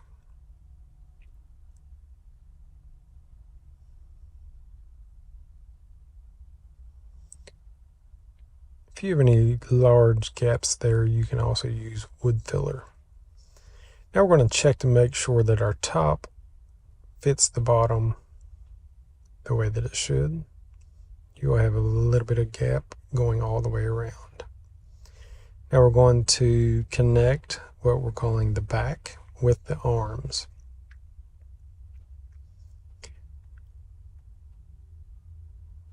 These are the 2" by 6" arms connecting to the 2" by 18" back that I have pre-drilled the holes.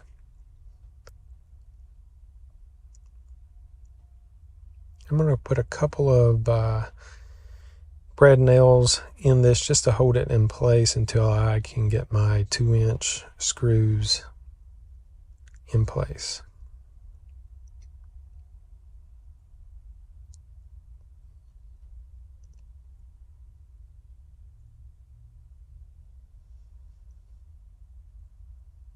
And even though I have pre-drilled the back piece, I have not pre-drilled the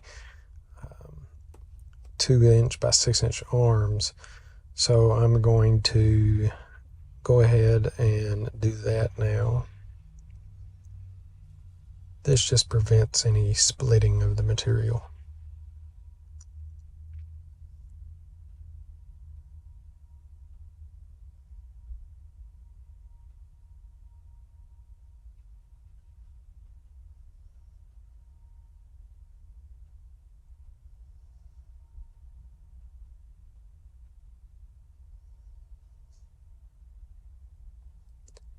And on the materials list, I've put 2" wood screws. You can actually use 2" sheetrock screws as well.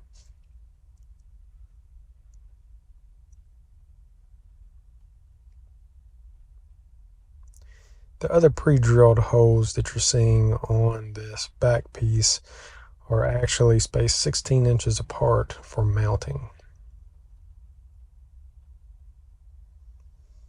Okay, now we're going to put our cabinet hinges into the pre-drilled holes.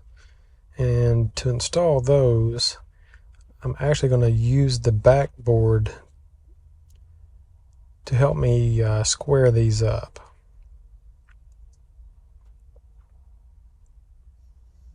Because if not, they have a tendency to get out of line or sideways. So by pushing forward on these hinges, it squares them into place. Now I'm just applying the 3/4 inch screws into the hinges.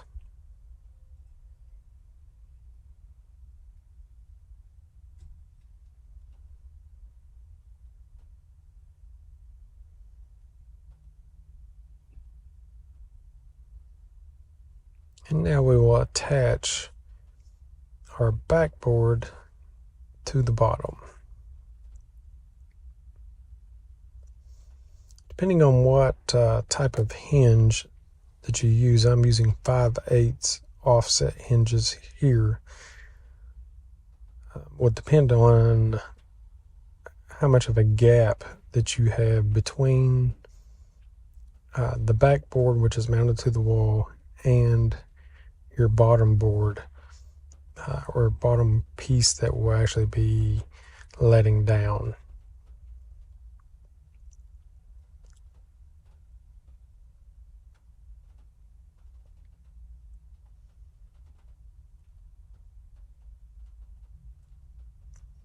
And I was just making sure that this was aligned on both sides.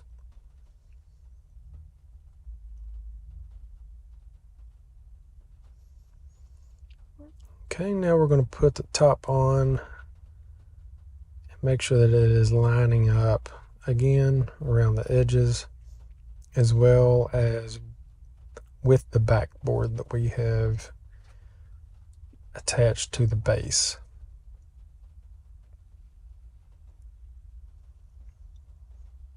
Then once you're happy with the fit,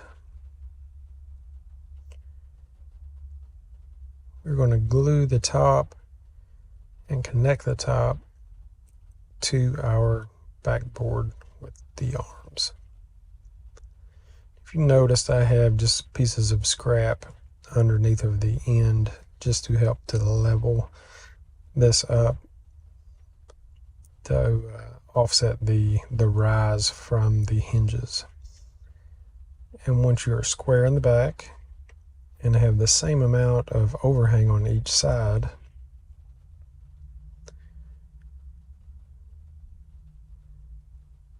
start to brad nail the back first. And then, since I cannot see my arms on the inside, but I know where my screws are that are holding them in place, I like to use a speed square just to make sure.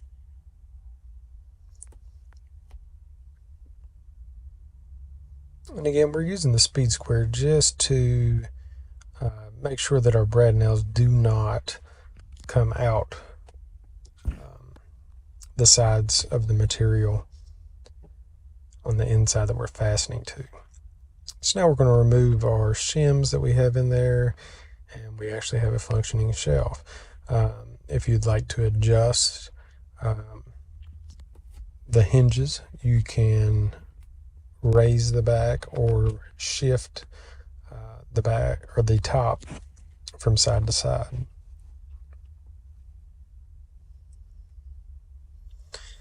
This is a piece of scrap just from the 2-inch cuts, a 3/4 by 2-inch that I have cut at a 30-degree angle, and it is going to be holding in our fastening device that the lock will actually latch to. Because the crown molding is actually set at an angle, you cannot fasten the device directly to that. You need to create a square edge. So again, I just took a piece of scrap material that I used for the 2-inch and cut it at 30 degrees to make our flat edge. This is the magnetic lock. It has an adhesive on the back that I like to use just to keep it in place until I can get my screws in place.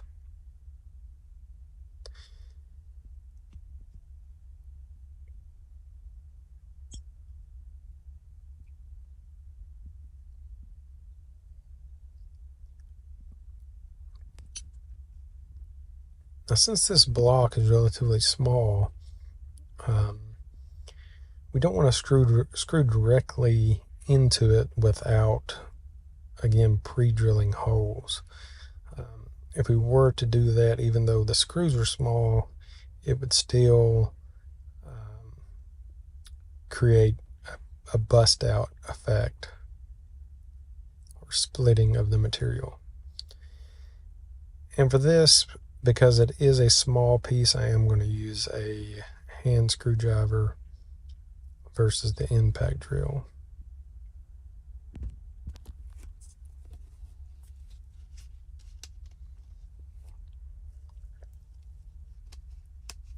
And with this, we just want we want our cut block flush with the top of the crown. That way it does not get in the way of the lid closing. And again, with the locking mechanism that I'm putting in there, we want it flush with the top of the block that we first put on. Now for the actual magnetic locking device, you can see the magnet opening and closing it. What I want to do is just kind of hold it where I think that it will go, and I'm going to get to eye level, look in, and actually see where it matches up to our receiving end that we had just installed.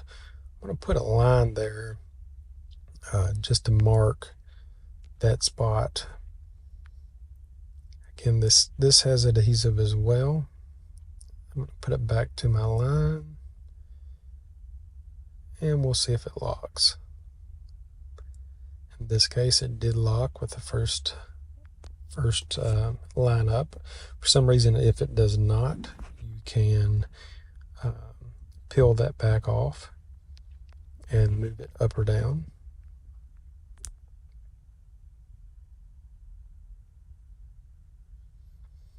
And once it's in place and has been tested, go ahead and use the 3/4 inch screws to lock this into place.